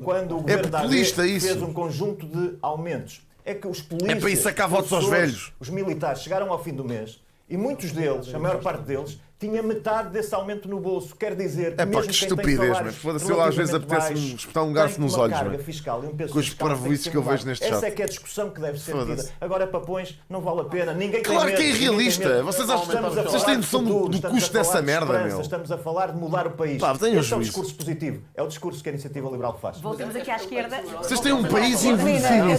É baixar impostos. Mal conseguimos pagar as pensões que André Ventura está com o tempo a mais. Os jovens têm cada vez mais o futuro condenado. E vocês querem pôr os velhos todos a receber um salário mínimo. Voltamos agora ao bloco de esquerda. Mariana Mortágua. Tenha juízo. Suspeitando eu que vai ser. Que disparate, mano. Foda-se. Os companheiros de debate responderam. Por amor de Deus. Francisco Louçã chegou a vaticinar que um dia poderia ser Ministra das Finanças. Se nesta eleição a que o Bloco chamou os fundadores, o Bloco não conseguir continuar com a bancada ou perder peso no Parlamento, equaciona sair da liderança do Bloco? Nós precisamos só se baixar o salário mínimo, exato, aos 400 euros. E mobilizar votos significa dar uma mensagem de esperança, apresentar propostas, discutir propostas. E é isso que é importante, e é por isso que acho que não se deve, não faz sentido perguntar a nenhum líder partidário se acha que vai ter um pior resultado. Não acho. Não acho que vou ter o pior resultado. Acho que vou ter o melhor resultado. Estou a trabalhar para isso. Estamos a apresentar propostas, estamos a mobilizar esse voto. Mas se tiveres um pior resultado, Mariana, uma proposta sobre tetos às rendas, é isso que eu quero saber. Pode baixar o preço da habitação. Estamos a fazer uma luta. Malta, imaginem, com isto eu não quero dizer que não acho bem subir-se as pensões. E, portanto, para mim, eu tenho os meus 4 avós vivos e adorava que eles recebessem mais de pensão. Agora, acho que isso não é possível, infelizmente, meu. As derrotas é só isso. As vitórias são coletivas, ainda assim. Ninguém está aqui a dizer que não se concorda com. Caso haja alguma quebra. Exatamente. Os meus dois avós têm 91. Que lições é que. A minha avó 90 e a minha outra avó 88. Podem tirar ali na Soeiro Pereira Gomes. Olha, nós, como disse bem, penso que é para todos, não é só para o PCP, mas acho que todas as vitórias e derrotas são coletivas, assim como é coletivo todo o trabalho que estamos a desenvolver no país. É verdade. Há muitos meses a esta parte, nós afirmámos isso, eu já afirmei isso várias vezes, sem nenhuma dificuldade. Nós tivemos mais ou menos cerca de 205 mil votos, 4 deputados eleitos. Ora, isso manifestou-se profundamente insuficiente, por um lado, para resistir à política desgraçada que está a arrastar o nosso país para problemas de grande dimensão e para acentuar os nossos déficits todos, mas também insuficiente para avançar. E olha que bem desconto para isso, mas estão-se a cagar. O resultado ambiciona. Não, nós estamos empenhados com muita confiança de que, lá está, para resistir a estes programas de continuação e acentuação do aumento do aperto para a maioria e de encontrar sempre soluções de negócio para uma minoria, que é esse programa que está em cima da mesa, nós precisamos ter mais força para resistir a esse programa. E precisamos ter mais força para impor o avanço que é necessário nas pessoas e nas soluções da vida das pessoas. Não só as nossas propostas, como forçar outros a vir às propostas que correspondem ao aumento dos salários, ao aumento das pensões, à rede pública de creche. Sem sombra de dúvida, Gustavo. Para a rede pública de creche para as crianças. Imagina, uma pessoa que recebe uma reforma dessas, mas não é porque não descontou. Lamento, mas a realidade é esta. São pessoas que não descontaram o suficiente. Se não descontaram o suficiente, também não podem receber balúrdios, meu. Nós precisamos de mais força. E mesmo assim já recebem subsídios essas pessoas. Para combater a direita nas suas várias formas, nas suas várias expressões, de olhos nos olhos. Para combater a direita e a extrema-direita, a hipocrisia e a demagogia, de olhos nos olhos. Vamos ter mais força também para isso. Mas uma pessoa que não descontou o suficiente durante a sua vida não pode receber mais que os outros. Se o LIVRE não reforçar ou até perder deputados, admite... Pronto, está mal. Tinham que ser informados na altura. As pessoas tinham que descontar, ponto final.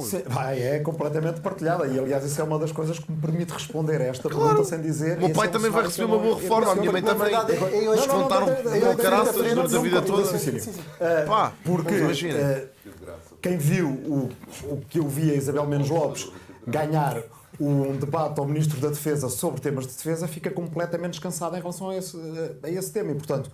Sim, se o LIVRE tiver menos representação, eu farei uma reflexão pessoal, individual, que me envolve só a mim, que precisamente como temos essa forma de organização, não envolve a liderança no seu conjunto, e Isabel Mendes Lopes, que lidera a bancada parlamentar e é co-porta-voz do partido, não sendo... acho que nem vale a pena explicar isso, porque eles não percebem. Não tenho que fazer essa mesma reflexão, não me peça para dizer quais os contornos dessa reflexão, porque ainda não estamos...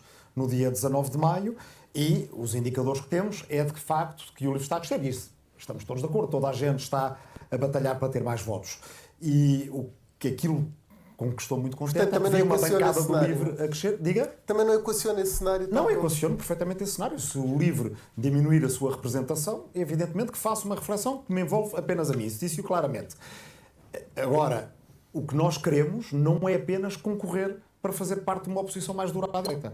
O país precisa de um projeto... Também não vejo uma melhor opção no LIVRE do que o Rui Tavares, honestamente. Nas questões da ética da governação que já aqui falámos, é na ecologia, no aproveitamento das verdadeiras... Nem no Bloco... País, é na economia, é na nem no Bloco mais do que a Mariana Mortágua, sinceramente. Falta talvez a Joana, talvez a irmã dela. Se calhar a Joana Mortágua podia ser melhor líder do que a Mariana, mas de resto não vejo ninguém. Resultado até agora e que nos tem permitido ter mais quadros na bancada parlamentar e alcançar mais quadros também fora do partido para todas as responsabilidades. O Francisco tem tempo, eu acho. Inês Sousa Real já sinalizou para já ainda não. Não sai da liderança do PAN, mesmo se perder a representação parlamentar. Francisco precisa de ganhar ainda um bocado mais de experiência. À crítica e às pressões internas em caso de derrota e de não eleição. Neste momento o PAN tem a oportunidade de recuperar um grupo parlamentar. Ficou bastante claro, quer pelo trabalho que temos feito na Assembleia da República, até por estes debates... Mantém a decisão de não sair da liderança?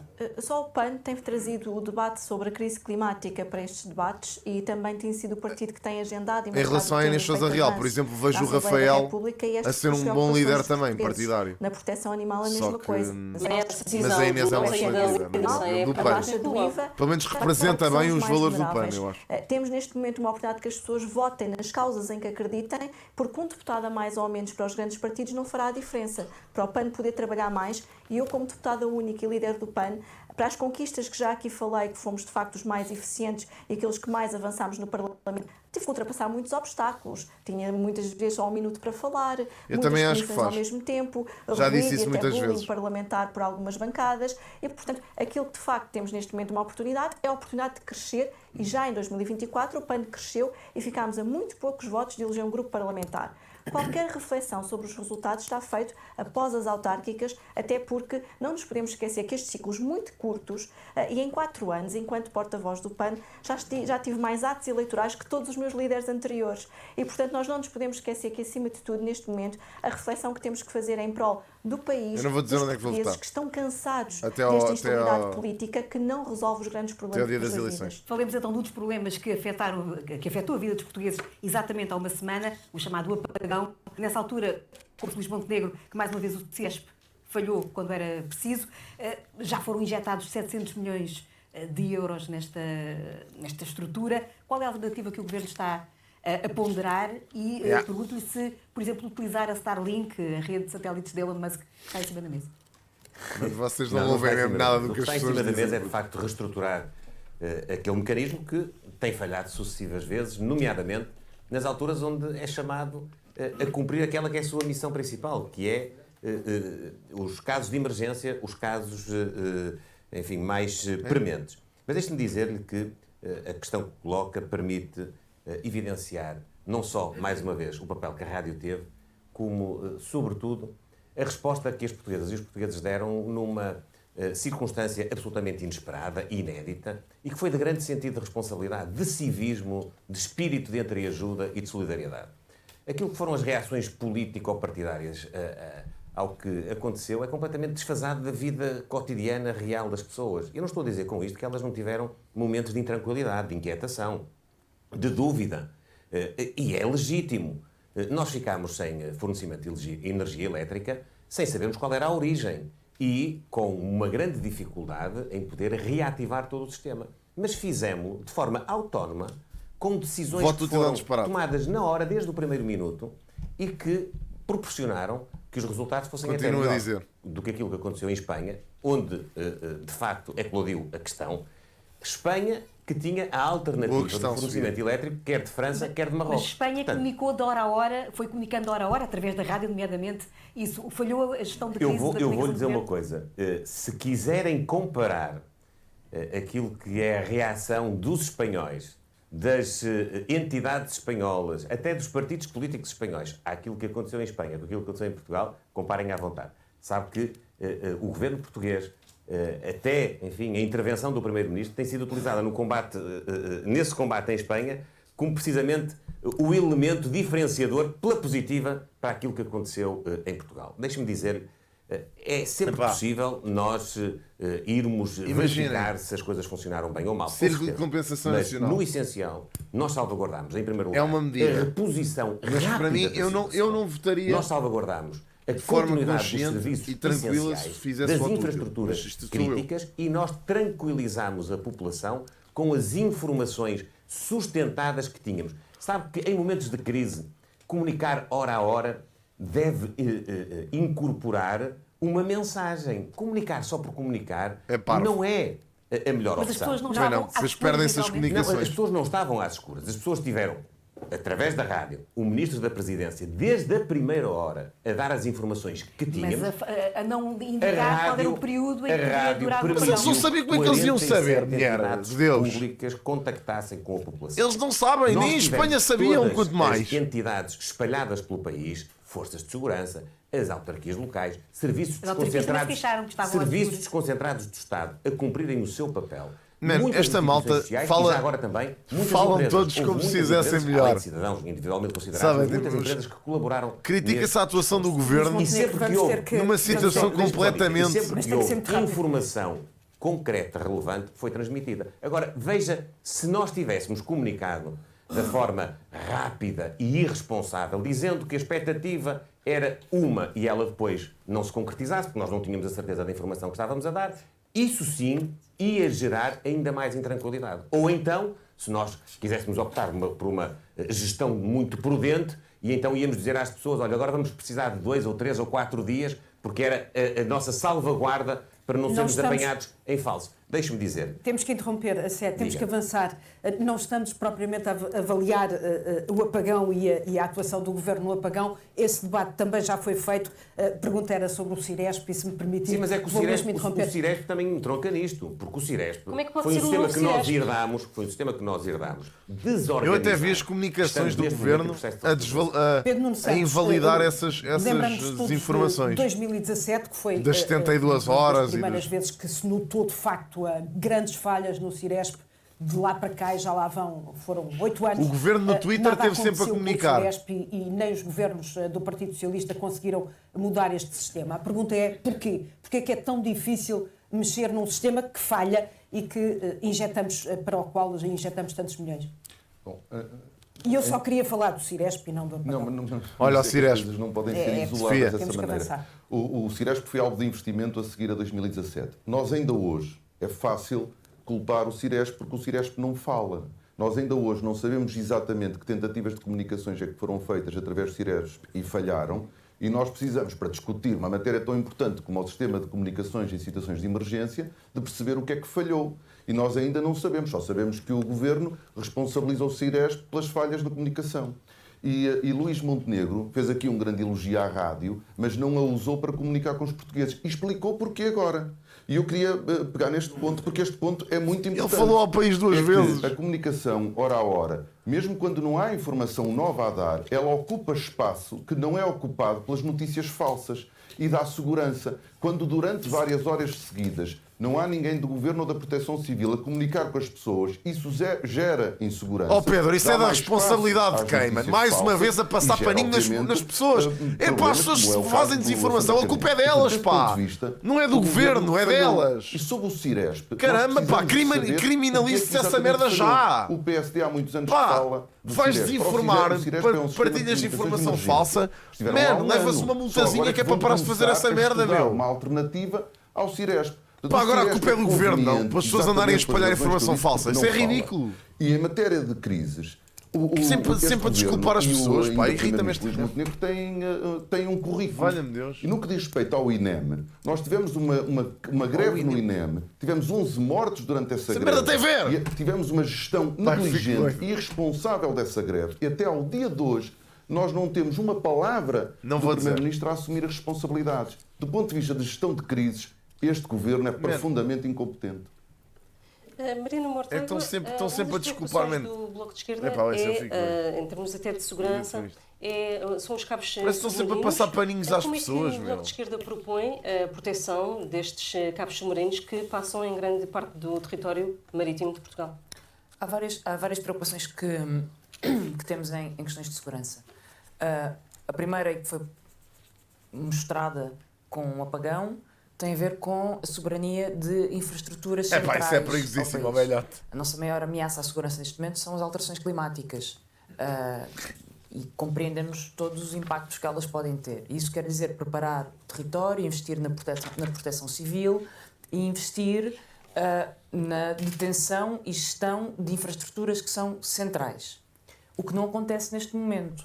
E é por isso que o Relatório de Segurança Interna alerta para o facto de infraestruturas centrais, aeroportos, rede elétrica, estarem nas mãos de operadores privados e, em alguns casos, eu não me lembro de em 20 anos de existência haver tornados no Alentejo. Ao Estado chinês. São esses operadores e trombas de água em 4 distritos diferentes. É um bocado. Na rede, isto, elétrica, a fazer na rede, e há um efeito perverso em que a remuneração que recebem, a taxa de remuneração que recebem, é baseada nos investimentos que decidem fazer. E por isso nós nunca sabemos se os investimentos que estão a ser feitos são aqueles que Portugal precisa para manter a sua segurança, a sua soberania, ou são os investimentos que maximizam o lucro da empresa que ficou com a REN. Nem sempre a decisão do mercado é a melhor decisão para a segurança e para a soberania, e por isso nós temos colocado esta questão em cima da mesa. Se vamos discutir segurança, vamos discutir a segurança da rede elétrica, vamos discutir a soberania das nossas infraestruturas. E o mesmo se passa com os cabos submarinos.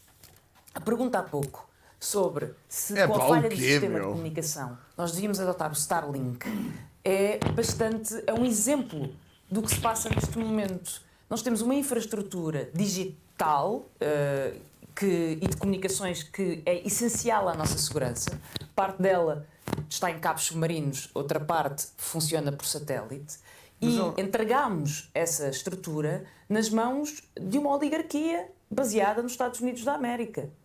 O que o Starlink, que é detido já agora por Elon Musk, fez na Ucrânia foi dizer: nós desligamos. E vocês agora não têm comunicações. Mas Luís Montenegro disse que não irá adotar essa opção. É o mínimo da decência. Mas mostra-nos os riscos de ter nós podemos mandar um satélite para lá concentrado em meia dúzia de empresas privadas que têm o poder de ligar e desligar o botão. E que também já agora são as donas dos cabos submarinos, uma parte deles que passa em Portugal. Um deles pertence à Facebook, outro deles pertence à Google, outro pertence a consórcios internacionais, e isso mostra-nos a nossa fragilidade. E sim, se há um investimento em segurança, que esse investimento deve ser para nós assegurarmos soberania alimentar, autonomia alimentar, soberania energética, a segurança dos cabos submarinos e não em derivas ficcionais que depois não têm nada a ver com os reais riscos que enfrentamos todos os dias e que têm a ver com as alterações climáticas, com as questões de soberania digital, com as questões da soberania energética. Paulo Raimundo, concorda com esta preocupação de garantir que, no que diz respeito a estas infraestruturas, deve ser garantida a soberania, mas e como? O que é que espera por parte do Governo nesta mudança que se pretende agora do Ciresp? Bom, eu diria assim, meio a brincar, meio a sério, brincando com coisas sérias, que foi preciso um apagão para que se fizesse luz perante as Paulo, por amor de Deus, man, isto é tão humor de boomer, Paulo. Por favor, Paulo. Estruturais. Paulo, não. Não só na soberania energética, no ponto de vista elétrico, mas também, como mais uma vez foi aqui referido, por favor. No que diz respeito. Olha, sabem que mais sigam-me no Instagram. É aquilo que mais uma vez, e infelizmente, para se fazer, como sabemos, para se fazer luz na vossa vida. Mais uma vez, falharam como não podem falhar. Podem falhar todos os dias. Bruno. Não podem falhar naqueles dias. E falhar, voltaram a falhar. E portanto nós temos um problema que é preciso ter presente. É que a rede elétrica, o setor elétrico, o setor das comunicações e em particular o setor das comunicações de emergência são demasiado importantes para o dia-a-dia das nossas vidas, para o dia-a-dia do país, não podem estar entregues nas mãos de interesses que não sejam os interesses nacionais. E, portanto, o Estado tem um papel determinante aqui neste. Vamos nacionalizar tudo. Qual é o filme do setor elétrico? Show Paulo. Foi um setor que era um setor unificado, foi segmentado entre produção, ele faz já, o Nightbot já manda isso. Em distribuição. Depois de segmentado, foi privatizado cada um destes ramos. Depois de privatizado, foi associado à liberalização. Os resultados estão à vista. E nós, e já agora, se me permite, ainda sobre o apagão relacionando com isto, nós nunca dissemos, ao contrário do que foi para aí afirmado, nós nunca dissemos que se o setor energético fosse público, teria sido impossível evitar um acontecimento destes. Nunca dissemos isto. A questão não é essa. É um trapalhão. A questão é que nós tínhamos os meios nas nossas mãos que não permitiam que a nossa energia... Quem é a mulher do Paulo Raimundo? E as necessidades de produção elétrica para o nosso país estivesse jogada nas mãos do mercado. Porque o mercado energético é assim um bocadinho como o mercado da habitação. Né? Nas mãos daqueles que o procuram, naturalmente, maximizar. Está aqui a esposa de Paulo Raimundo. Nós precisamos do quê? Nós precisamos de caminhar para voltar a ter o setor unificado. Reparei que ele tinha uma aliança de produção e ter a comercialização nas mãos do controle público. Só o controle público é que está em condições de olhar para as necessidades do país e responder às necessidades do país. Como ficou claro. Estamos a entrar na última parte do debate, eu vou pedir-vos um esforço. Eu acho que o Paulo Raimundo, fora esta cena do PCP, ele parece-me um tipo impecável. Eu era super capaz de ir jantar num tasco com o Paulo Raimundo. 100%. As energias renováveis. Só que pá, pronto, em termos ideológicos não concordo em nada com ele, mas... Não, o que eu acho eu acredito que ele seja um gajo impecável. Um teste de realidade, é muito bom gerir percepções. E o Rui Tavares a mesma coisa, e todos os outros. Foi o Governo. Repare-se numa coisa, todos os outros fez um debate na Assembleia da República no passado dia 4 de dezembro acerca destes temas, a nível nacional e europeu. Planeamento, preparação e prontidão em caso deste tipo de eventos. Não esteve o Primeiro-Ministro, deveria ter estado, não esteve o Ministro das Infraestruturas, não esteve a Ministra da Saúde, não esteve a Ministra do Ambiente, esteve o Ministro dos Assuntos Parlamentares. Lançámos alguns desafios. Um tinha a ver com a distribuição dos famosos kits de emergência, que muita gente acha que não fazem sentido nenhum, mas teriam dado muito jeito naquela segunda-feira, e que no caso de Portugal, ao contrário de outros países europeus com maior poder de compra, há muitas pessoas, isto é um problema social, há muitas pessoas que nos podem comprar e manter. Mas também falámos de comunicações. E há uma solução para a pergunta que a Judite fez há pouco, muito mais simples e mais barata, até segundo o próprio Ministro das Infraestruturas, Miguel Pinto Luz, a custo zero para o Estado. Eu acho que o Ventura ia começar a fazer TikToks. Não foi implementada por incúria deste governo. Se fôssemos jantar fora. Nós falamos da rádio e a rádio teve um papel essencial. Mas nós não podemos apenas confiar em comunicação áudio, até porque temos muitas pessoas, muitas delas mais velhas, que têm deficiências auditivas, que estão isoladas e que não as conseguimos alcançar apenas com áudio. Elas têm que receber texto. O governo mandou um SMS tarde e sabemos todos que esse SMS, para muitos de nós, chegou quando a situação já estava resolvida. Ora, os SMS têm um período de latência, ou seja, demoram um tempo a ser enviados, consegue-se enviar 600 a 1000 por minuto, mas há um sistema que vários países têm, que é um sistema de comunicação por sinal rádio que é convertido em texto e é recebido no nosso telemóvel, Existe nos Estados Unidos, existe em países mais ricos do que nós, mas em países mais pobres como a Tailândia, nomeadamente países, isto é crucial, que têm muitos turistas. O que eu não sabia, mas na reunião com o Governo pós-apagão, o Ministro Miguel Pinto Luz nos disse a todos, é que nós temos a infraestrutura preparada para esse sinal de comunicação por estação de base rádio, onde estão as torres das operadoras. Que tem uma grande... Não, tinha funcionado enquanto o gerador estivesse a funcionar. Ou seja, se o Governo tivesse enviado na primeira hora, como deveria ter enviado. Evidente. E além de ter chegado aos telemóveis das pessoas que têm números portugueses, teria também chegado aos telemóveis dos turistas que estão cá por só. Fica registado. Mas Rui Pedro, só para dizer uma coisa. Se o Governo tivesse estado presente quando nós fizemos esse debate, teria começado a trabalhar nisso em dezembro passado. E não agora. Tal como vemos com a Comissão Técnica Independente que o Governo quer fazer para depois da manhã, não é? Para quando estivermos todos a falar de outras coisas, que demonstra que não se aprende nada em termos de cultura de segurança, com um inquérito que já deveria estar a ser enviado neste momento a todos os municípios e freguesias, a toda a gente no terreno, porque eu não tenho dúvida de uma coisa. Um ator externo está neste momento a tomar muito boa nota de todas as nossas debilidades. Convinha que o próprio Estado português estivesse a fazer o mesmo para perceber o que é que pode não funcionar mal da próxima vez. E, portanto, sim, Luís Montenegro, com as percepções, muito bom, devia fundar uma consultora. No teste da realidade, ficou aquém. Vamos avançar. Rui Rocha é um defensor da energia nuclear, que é uma outra alternativa. Como, quando e onde é que devem ser criadas as centrais nucleares de Portugal? Não vão. Bom, aquilo que a Iniciativa Liberal defende é o princípio da neutralidade tecnológica, ou seja, nós entendemos que a energia nuclear é uma energia segura, uma energia eficiente. No caso português, aquilo que teremos que avaliar é a viabilidade económica no estado da tecnologia. Portanto, não se trata de defender ou não defender, é necessário apurar a viabilidade económica da energia nuclear. Eles defendem que é uma energia viável, agora se é aplicável cá ou não. De forma mais generalizada. O Luís Montenegro apresenta aqui uma visão de que a comunicação do governo funcionou bem. E eles querem fazer um estudo. Por exemplo, do ministro Castro Almeida. Nós tivemos o ministro Castro Almeida a não afastar no início um cenário de ataque. Eu penso que para tranquilizar as pessoas, sem informação que pudesse ir nesse sentido, deveria ter afastado essa possibilidade. E depois tivemos a comunicação do ministro Castro Almeida a alertar o país para as decisões que foram tomadas em Conselho de Ministros. Só para referir que está-se a afastar do tema, mas como tem um déficit de tempo, eu estou a relativamente a isto, ficamos a saber que foi ponderado haver um conjunto de diligências sobre viaturas oficiais que levariam gasóleo para maternidades e para hospitais. Nós temos uma enorme debilidade que ficou patente nesta matéria. Vimos que os hospitais estiveram muito perto do colapso e que não há meios de contingência nem planos de contingência para estas matérias. Vimos que o aeroporto de Lisboa sistematicamente não responde nestes momentos. Vimos que o INEM, mais uma vez, teve uma enorme dificuldade. Vimos que o Ciresp, que já se falou aqui, também não responde quando é preciso. E temos até alguns dados que dizem que, por exemplo, o Ciresp está sem direção há mais de um ano, há cerca de um ano, e, portanto, como é que é possível... essas falhas todas, nuclear, onde é que a Iniciativa Liberal faria centrais nucleares? Volto a responder. A Iniciativa Liberal defende um princípio de neutralidade tecnológica. A energia nuclear, em geral, é uma energia segura e eficiente.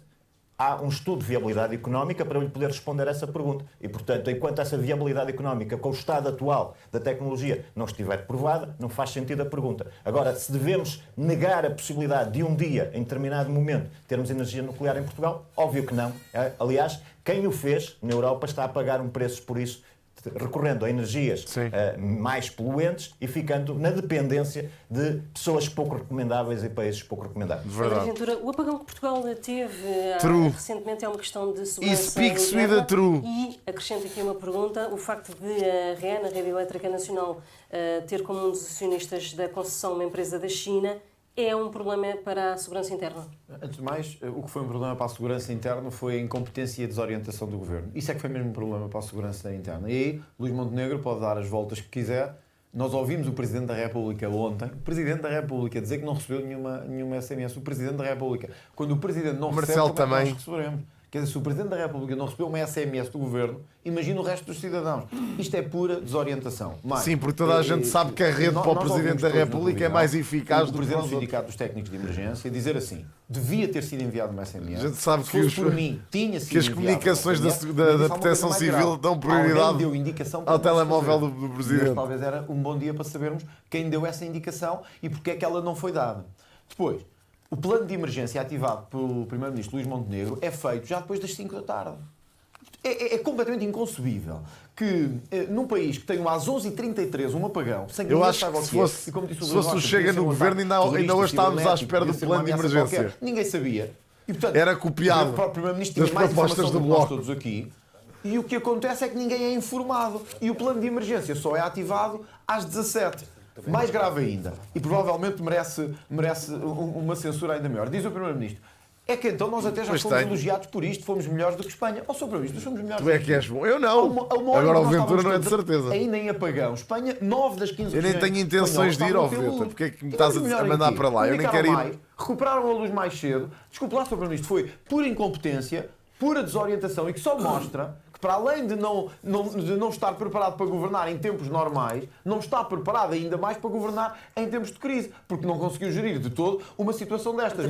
Mais para responder diretamente à questão. Nós ouvimos um ex-ministro do PSD, Mira Amaral, não foi do PS, do Chega, do Bloco de Esquerda ou do PCP, foi do PSD. Dizer que sabiam muito bem o que estava a acontecer, que foram alertados para isso a tempo e que não quiseram fazer nada em relação a uma brutal dependência energética que criámos nos últimos anos, em, como disse o Rui, de facto, mandaram-nos fechar centrais, mandaram-nos fechar fontes de energia, e Espanha continua a ter essas fontes de energia e outros países da Europa também. Quiseram-nos dizer que estávamos a liderar a energia verde, que estávamos a ser líderes na transição energética. Ao primeiro momento de crise vimos a treta que isso é. Ao primeiro momento de crise vimos a treta que é. Falhou tudo, as comunicações não vieram e as pessoas ficaram à deriva. Portanto, foi o ministro Mira Amaral. Eu recomendo a todos que vão ouvir, porque disse texto por texto, ponto por ponto, o que tinha que ser dito em relação ao tremendo ataque à nossa soberania que foi feito, ao que estamos a pagar e ao preço que estamos a pagar por essa importação. Eu queria perceber quais é que eram as propostas, o que é que ele tinha feito diferente. O Ciresp.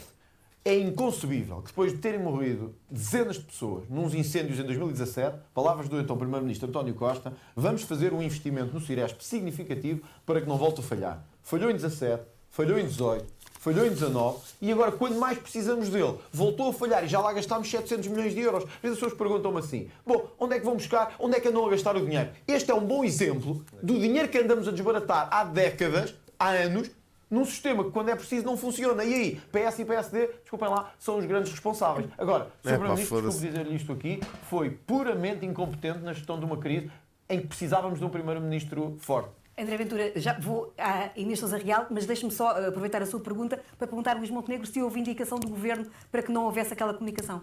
Não houve. Inês Sousa Real, o Governo já assumiu... Mas desculpa lá, como é que não houve? Se nos foi dito que não houve.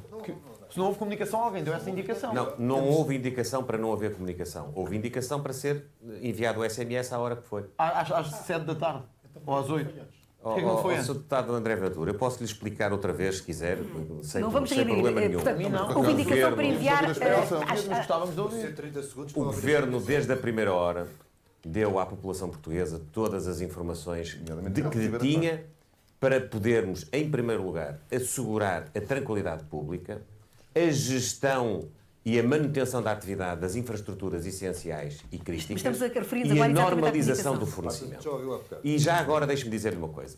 Aquilo que aconteceu em Espanha, nas tais regiões que mencionou, aconteceu porque Espanha tem como interligação, para além de Portugal, França e Marrocos.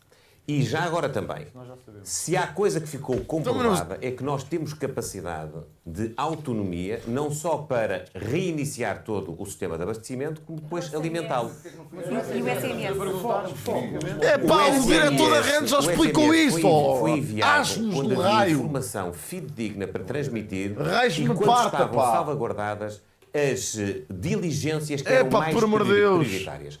Salvaguardar o fornecimento. Isso foi feito faseadamente, meu. Não se podia ter feito isso com mais velocidade. Esta malta acha que é tudo assim. Instituições sociais, que é só ligar um interruptor. Que não podiam falhar. Quando era preciso ter toda a rede de emergência, todas as forças de segurança, todas as equipas de crise no terreno a ativar planos de contingência e planos de emergência. Foi isso que foi feito. E vou-lhe dizer uma coisa. E vou-vos dizer, aliás, uma coisa. Eu tenho a certeza absoluta que as portuguesas e os portugueses reconhecem que a gestão foi uma gestão, ao contrário daquilo que foi dito, nomeadamente pelo secretário-geral do Partido Socialista, que mostrou aquilo que é necessário em momentos de crise. Então uma liderança serena, ativa, com o Conselho de Ministros reunido desde o primeiro minuto e durante 12 horas ininterruptas, em contato permanente com todos os órgãos da administração que superintendem e que têm uma intervenção direta na manutenção daquilo. Foi sua responsabilidade. A responsabilidade foi às 8 da noite. André Ventura, a responsabilidade daquele dia todo foi minha, foi sim senhora, e eu fico muito satisfeito pelos resultados que obtivemos, apesar da dificuldade da situação, apesar do seu caráter. Mas a Digi foi abaixo, só voltou para aí 2 dias depois. A grande verdade é que Portugal reagiu bem, não obstante as dificuldades. Nós teremos agora tempo para aprofundar todos os inquéritos que estão em curso, de resto, e toda a participação, nomeadamente da Assembleia da República, para vermos o que é que correu. Eu tive amigos meus que tinham Digi que ficaram 2 dias sem. Mas no essencial, a resposta do país, a resposta da administração pública, a resposta das forças de segurança, dos profissionais de saúde, dos portugueses, das empresas, foi positiva.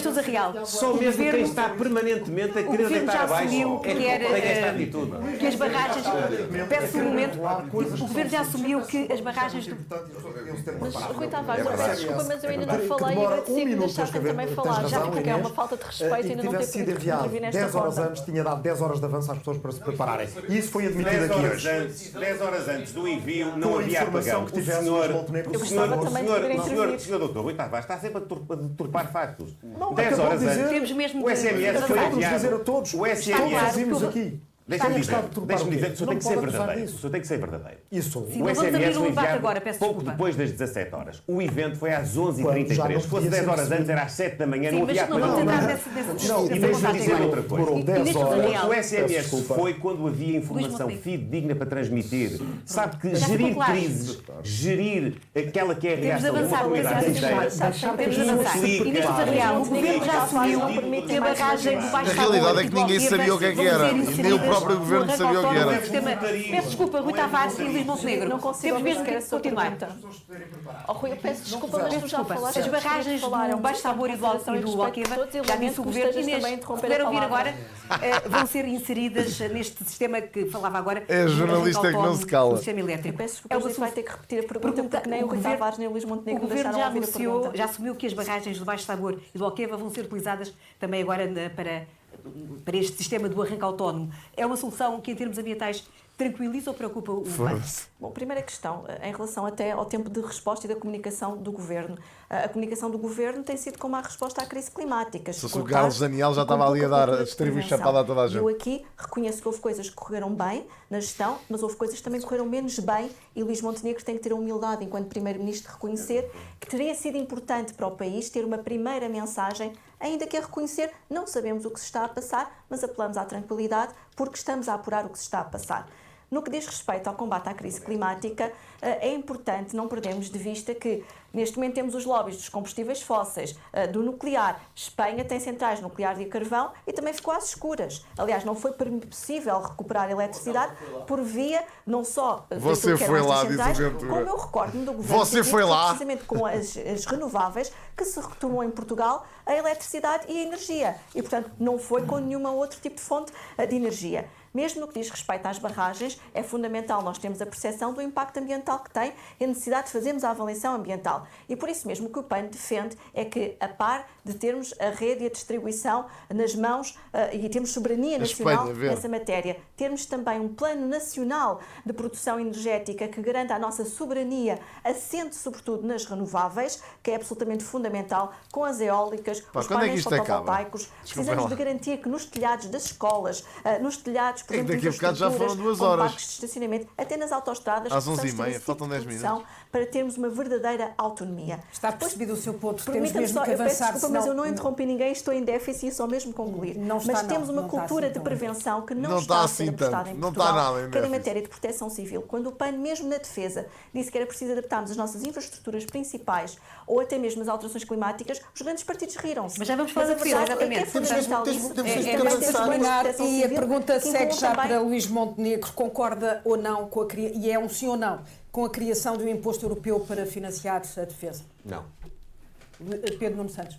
Eu julgo que a emissão de dívida europeia é a forma mais eficaz no plano europeu de financiar este aumento de despesa com defesa. Rui Tavares. A emissão de dívida europeia é absolutamente essencial. A União Europeia tem pouquíssima dívida e tem espaço para crescer. O orçamento da União Europeia é cerca de 1% do PIB. Mas, sim ou não? É possível, e há contas feitas por economistas que demonstram que um imposto de 2% sobre as fortunas com mais de 100 milhões de euros... É pá, foda-se, olha, Rui. Hiper, mega ricos, como nós costumamos dizer. Hiper, mega dariam ricos. 60 mil milhões de euros, que é uma ajuda para investimentos que não pode ser nem o Estado Social, nem a transição ecológica a pagar. Os ricos é a solução. Impostos para financiar a loucura da guerra, connosco não. E, portanto, nós precisamos de investimento nos salários, nas pensões, nas creches, isso é que faz falta e não é... É pau a pau, mandem paz. Mandem paz para lá. Margarida.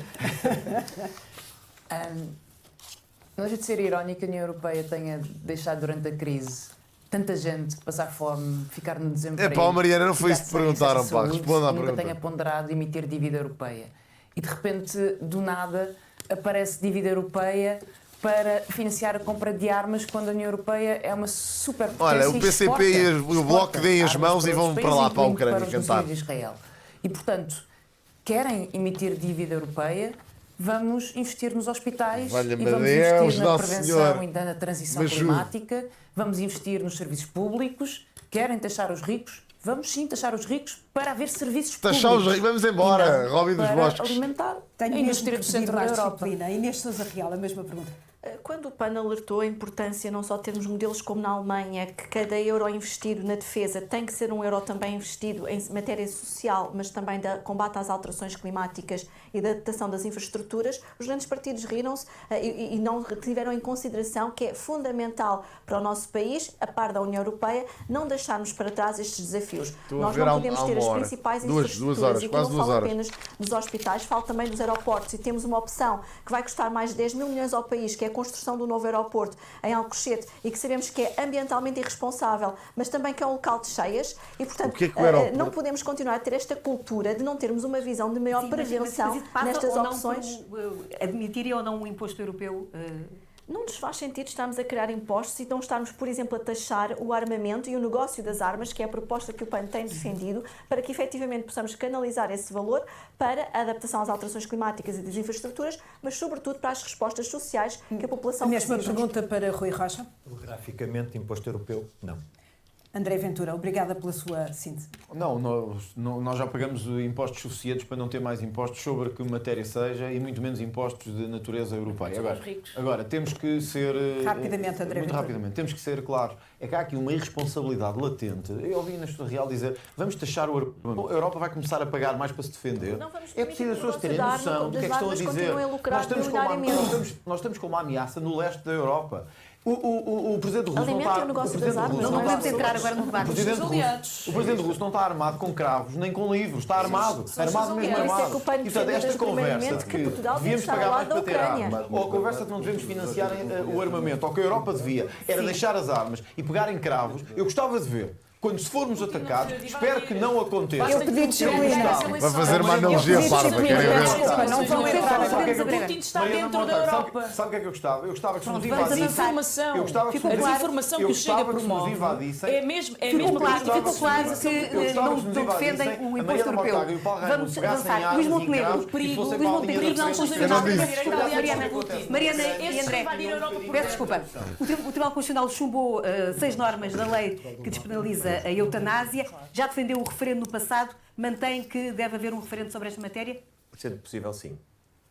A mesma questão para André Ventura? Pá, Luís Montenegro sereno. Nós já o tínhamos proposto. Impávido e sereno, Luís Montenegro. Toca à consciência das pessoas. Nós não devemos avançar com um tema tão sensível, sem ter cuidados paliativos em Portugal, sem ter cuidados decentes. Sim. E devemos pedir aos portugueses o que é que acham sobre isso, perguntar-lhes o que é que acham sobre isso. Sim ou não, por favor. Rui Rocha. A nossa posição é que não se referendam direitos individuais e o compromisso da Iniciativa Liberal é que exista uma proposta legislativa para a morte medicamente assistida. Pedro Nuno Santos. Claro que não. Inês Sousa Real. Uma coisa é referendarmos matérias que chocam os portugueses, como é o caso das touradas que o PAN já propôs e que, curiosamente, estes partidos votaram contra. No caso da morte medicamente assistida, não. Ou seja, nós defendemos a regulamentação tal como já apresentámos antes. Não se referendam direitos individuais. Paulo Ramos. Também não estamos de acordo com o referendo sobre esta matéria. Rui Tavares. Bem, não só não se referendam direitos individuais, como imaginem o grau de dificuldade técnica que tem tido o diálogo entre o Parlamento e o Tribunal Constitucional, estes senhores acharem que se resolve com uma pergunta simples, uma única pergunta no referendo, é claramente absurdo e irrealista, bem, enfim, para os propósitos de propaganda do costume serve. O favor teve 2 referendos. É estranho agora acharem isto. Vamos agora avançar só para o último bloco de perguntas mais rápidas e apelava à capacidade de síntese. Vão ver que são perguntas um bocadinho mais leves, por assim dizer. Luís Montenegro, São Bento em Família foi uma escolha, como alguns sugeriram e criticaram, que sugere alguma nostalgia marcelista? Não, de maneira nenhuma. Foi uma escolha para podermos celebrar o Dia do Trabalhador, a liberdade e o 25 de Abril, podendo juntar todos os cidadãos que tivessem o apelo de ir conviver nos Jardins de São Bento e, naturalmente, também as famílias portuguesas. Não sei qual é o contexto e o preconceito à volta da família. Sinceramente, nós... Não sei. Já é uma pergunta muito Pedro Nuno Santos, vamos avançar. Estas são perguntas mais rápidas. Com tanto saudismo. Respostas rápidas. O preconceito com a família. Qual é o seu preconceito com os trabalhadores? Perguntamos nós. Com o 1º de Maio, qual é o seu preconceito com o 1º de Maio? Vamos avançar para as perguntas rápidas, com respostas ainda mais rápidas. Pedro Nuno Santos, António Costa é um mestre ou uma sombra? António Costa foi um grande líder do Partido Socialista e um grande primeiro-ministro. É uma das maiores referências do PS. André Ventura, quem é que prefere convidar para a piscina do seu condomínio? Luís Montenegro ou Pedro Nuno Santos? Nenhum dos dois. São péssimos gestores. E a piscina do condomínio! Para ir comigo? Para a piscina do seu condomínio. Ai, meu Deus! Não. Eu se tivesse que escolher companhias para ir para a piscina, certamente não era nem o Luís Montenegro nem o Pedro Nuno Santos.